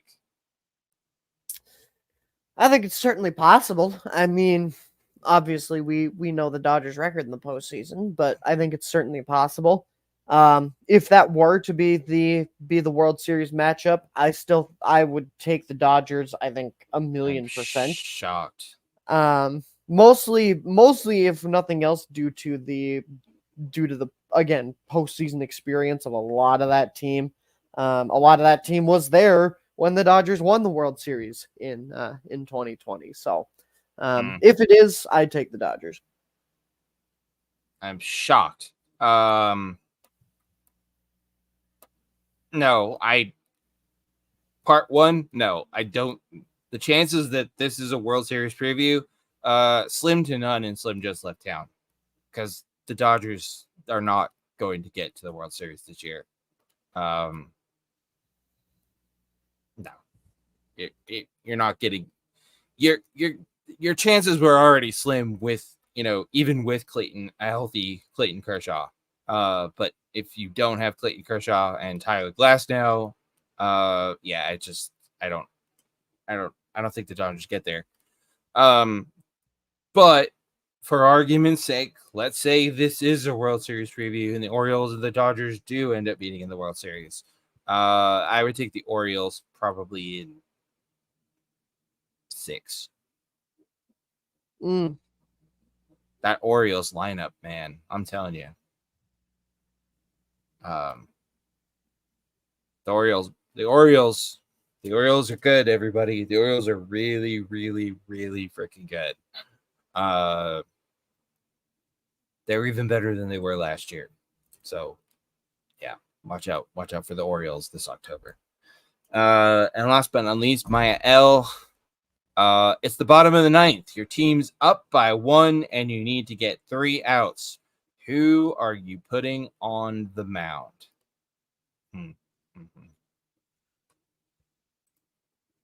For me, this is an absolute no-brainer. Get Metallica on the phone.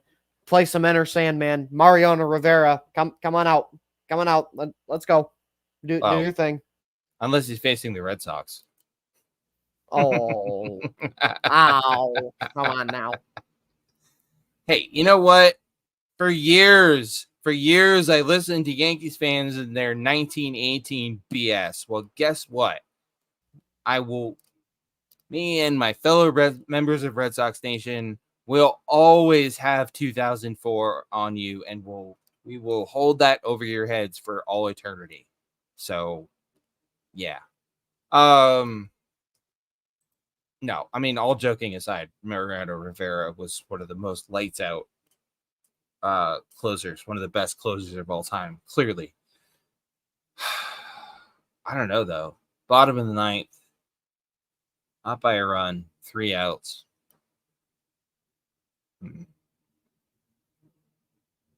Does it have? Okay, question: Do we have to pick a closer? I mean, I feel like inherently that's what my yeah, you're right. So I guess that disqualifies Pedro Martinez, huh? Um, hmm. Was Randy Johnson ever a closer? Don't think so. Yeah. I mean, you could go, Rivera, Trevor Hoffman. There's so many. There's been so many good closers. Actually, you know what? I'm gonna go maybe a little outside the box here. Maybe a little outside the box. I'm gonna go with Dennis Eckersley.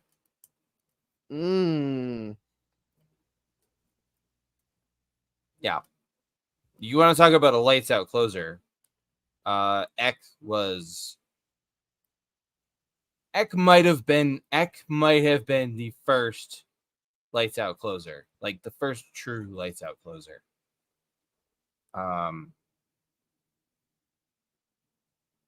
Maybe even before Mariano. Yeah. Now, if we're bending the rules a little bit and we're going not an actual closer, somebody who was, that was their, not an actual closer.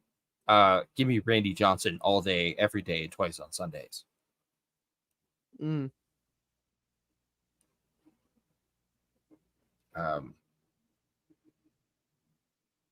Yeah, because Randy Johnson was nails.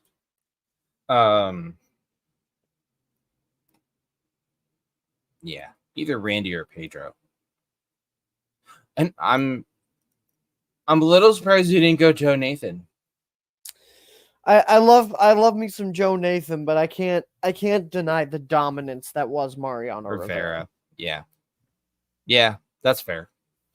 All right, that's the mailbag. Thanks for your messages, everybody. Remember to drop us a line at eighth-inningpod.com/mailbag or eighth-inningstretch@gmail.com.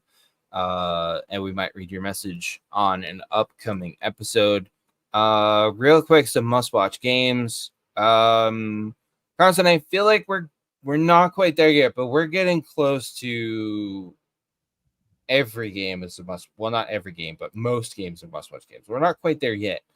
I know we've got. Let's see, what do we got going on here? The Guardians and Royals are starting a series in Kansas City. That obviously, big implications there. The Cardinals and the Brewers. That's a big one. Let's see, what else have we got going on?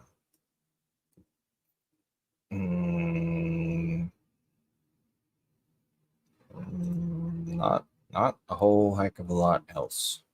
Okay. What about next week? Wow, what is going on? Like, what? Oh, Twins Royals starting on the 6th. That's huge. A big one. That's huge. Huge.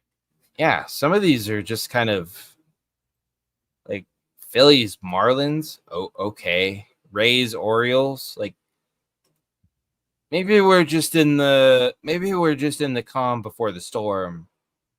Before we get to the end of the month, when all these teams are, all these teams that are fighting for playoff spots are playing each other, because yikes. But what the people really want to know is, do we have a tankathon? Of course we do. Starting on Tuesday, September 3rd. I don't know how they have been in the tankathon more, but we are heading down to Lone Depot Park in Miami for a absolute barn burner of a National League East matchup between the Miami Marlins and the Washington Nationals. So if you want to watch a series where the teams are 49 games back of the Philadelphia Phillies, Oof. Watch that series. I mean, yeah, that's fair. At least the Nationals, like I was talking about earlier, the Nationals have some really exciting young players on that team. The Nationals are actually kind of fun to watch, as bad as they are.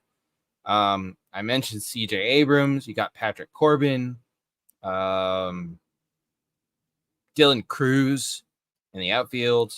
Yeah, that they're bad. Don't get me wrong, folks. The Nationals are bad, but CJ Abrams alone is worth the price of admission. That dude is unbelievable. He's ridiculous. And he's only 23 years old, so the only way is up.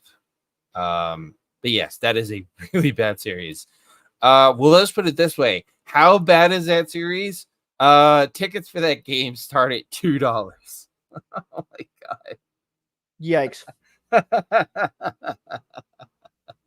That's so wow. Wow. So the tickets for games on September 3rd, White Sox Orioles in Baltimore, mind you, tickets start at $4. Okay, I don't know what's up with that, Orioles fans, but okay. Nationals Marlins $2, Twins and Rays at Tropicana Field $2. No surprise there. I mean, I feel like they should be I feel like the Rays should be giving away tickets to their games at this point. But wow, yeah, that's pretty bad. All right. Yeah. One last thing. Just sort of a real quick type to the point thing here. I've was watching MLB Network the other day, and I forget which one of the personalities over there was talking about was making comparisons, was comparing Shohei Ohtani to Babe Ruth. Can we please just knock that shit off like now? Yes, I get Shohei Ohtani he's the first two-way player in baseball since Babe Ruth. Yes, I know he's insanely talented. Obviously, I know he's, he's a superstar and all that, whatever. But can we? No, just stop. Okay, Babe Ruth was Babe Ruth. There has and will only ever be one Babe Ruth. Comparing Shohei Ohtani to Babe Ruth is, to quote Stephen A. Smith, asinine, asa 10, asa 11. Just knock it off. I mean, that's like comparing. I don't even know. I'm trying to think of another comparison between, comparing players from different eras like that. Is I get it. People like to do it. It's fun sometimes, whatever. But no, you're talking about Shohei Ohtani. Keep Babe Ruth's name out of your mouth, please. Yeah, that's fair. I agree with that. It's, wow. Yeah, I know. Yeah, that's certainly a comparison to make. Very, very short and very short Twins tirade for me, mostly having to do with the fact that you go out at the trade deadline and you acquire Trevor Richards. Then he gets DFA'd not even a month later. That's wow. Good job, Twins. Really, really, there you go. That was your one trade at the trade deadline, and the guy has now been DFA'd. Like, I don't get why the ownership continues to torture this fan base. Like, we had a good season last season. We're set up to make a good playoff run again, but you decide the only move that you want to make is to go let the front office go get Trevor Richards. Super frustrating, super annoying, and apparently this is going to be the future because this payroll decrease isn't just a one-off. This is how they want things to be for the foreseeable future. And as I love to call them, the triple Ps, the penny pinching polo ads, continue to frustrate the Twin Cities of Minneapolis and St. Paul and all fellow Twins fans who are quite frankly just sick of it and want an owner who's actually going to spend money and time on this team.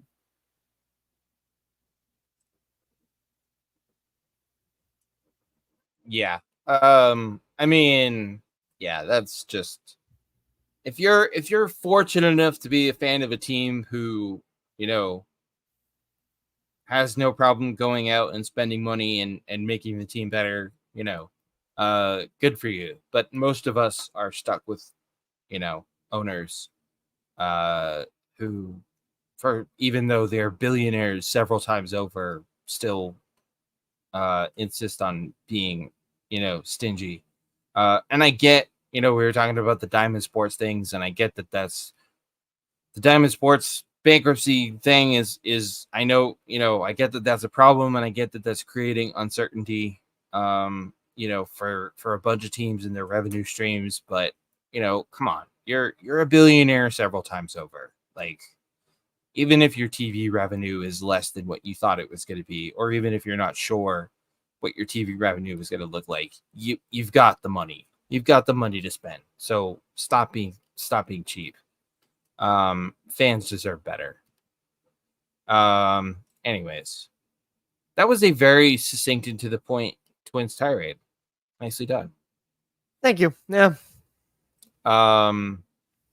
Okay, real quick before we go, we're going to put ourselves on the spot because, as I mentioned at the top of the show, or earlier in the show, ladies and gentlemen, this is the last Sunday without NFL football until February. The NFL regular season kicks off this Thursday. College football is already underway, so we're going to put ourselves a little on the spot here, and we're going to deliver our NFL Super Bowl picks as well as our national championship picks for college football. So starting with the NFL, AFC champs, NFC champs, and Super Bowl champs. My AFC champs, I'm going with the Baltimore Ravens. NFC champs, I've been going back and forth on a couple of teams. I'm gonna go with the San Francisco 49ers, and in a rematch of the 2012 Super Bowl, I think this time around Baltimore gets it done, and they are Super Bowl champions. Ugh. Which means we have to listen to all the Lamar Jackson fanboys. Oh, goody. Yeah, I think that was 2012, 2013. That was the that was the blackout Super Bowl. I was gonna say that was in New Orleans. That's when the power went out. Yeah, that's right. I remember that. NFC picks, the Houston Texans. I'm sorry, AFC champs, the Houston Texans. NFC champs, the Dallas Cowboys. Ugh. An all Texas Super Bowl, and the Texans coming out on top. Yes, ladies and gentlemen, the stars at night are in fact big and bright deep in the heart of Texas, as the city of Houston wins its first Super Bowl. Come on, man. CJ Stroud, that Texas team is ridiculous. The Cowboys in the Super Bowl. Oh, God. Wow. Tell us how you really feel. If there is one thing I agree with Stephen A. Smith on it, I hate Cowboy fans. Oh, I don't like the Cowboys either. The most delusional fan base on God's green earth. More delusional fan. Dodgers fans give them a run for their money. No. Cowboy fans win that one for me by a landslide. Okay, fair. Yes, Cowboys fans are extremely delusional. Yes, you're right. I mean, NFC, yeah, I could go the Niners again, but I don't want to jinx the Niners again. Because the Niners are on their way to becoming the Buffalo Bills. So with, going to Super Bowls and losing them. So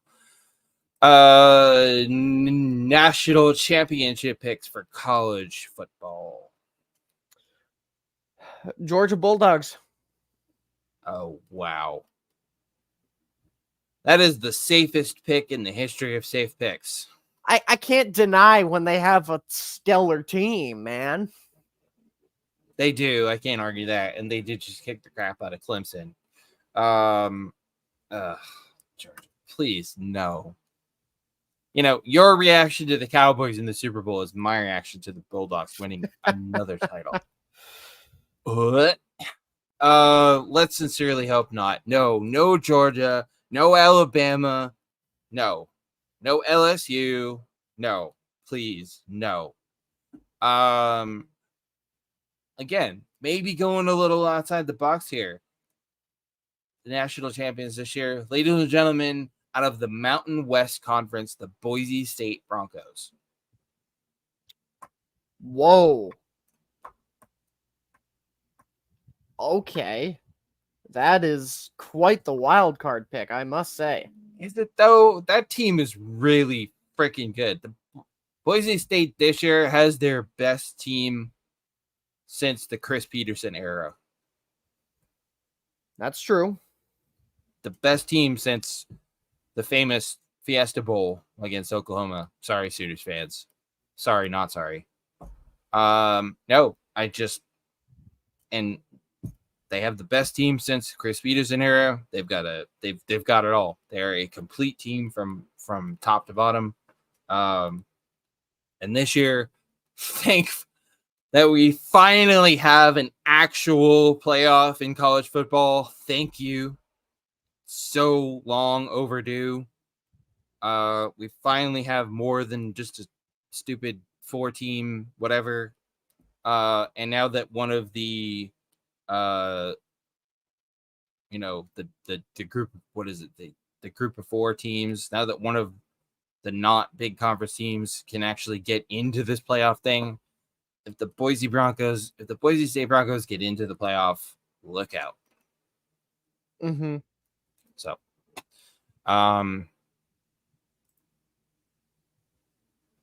that was, by the way, that was for all of you who write in and complain about us talking about non-baseball stuff.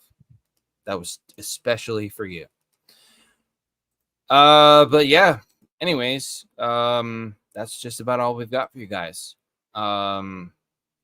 Thank you so much for tuning in. As always, thank you for all your support.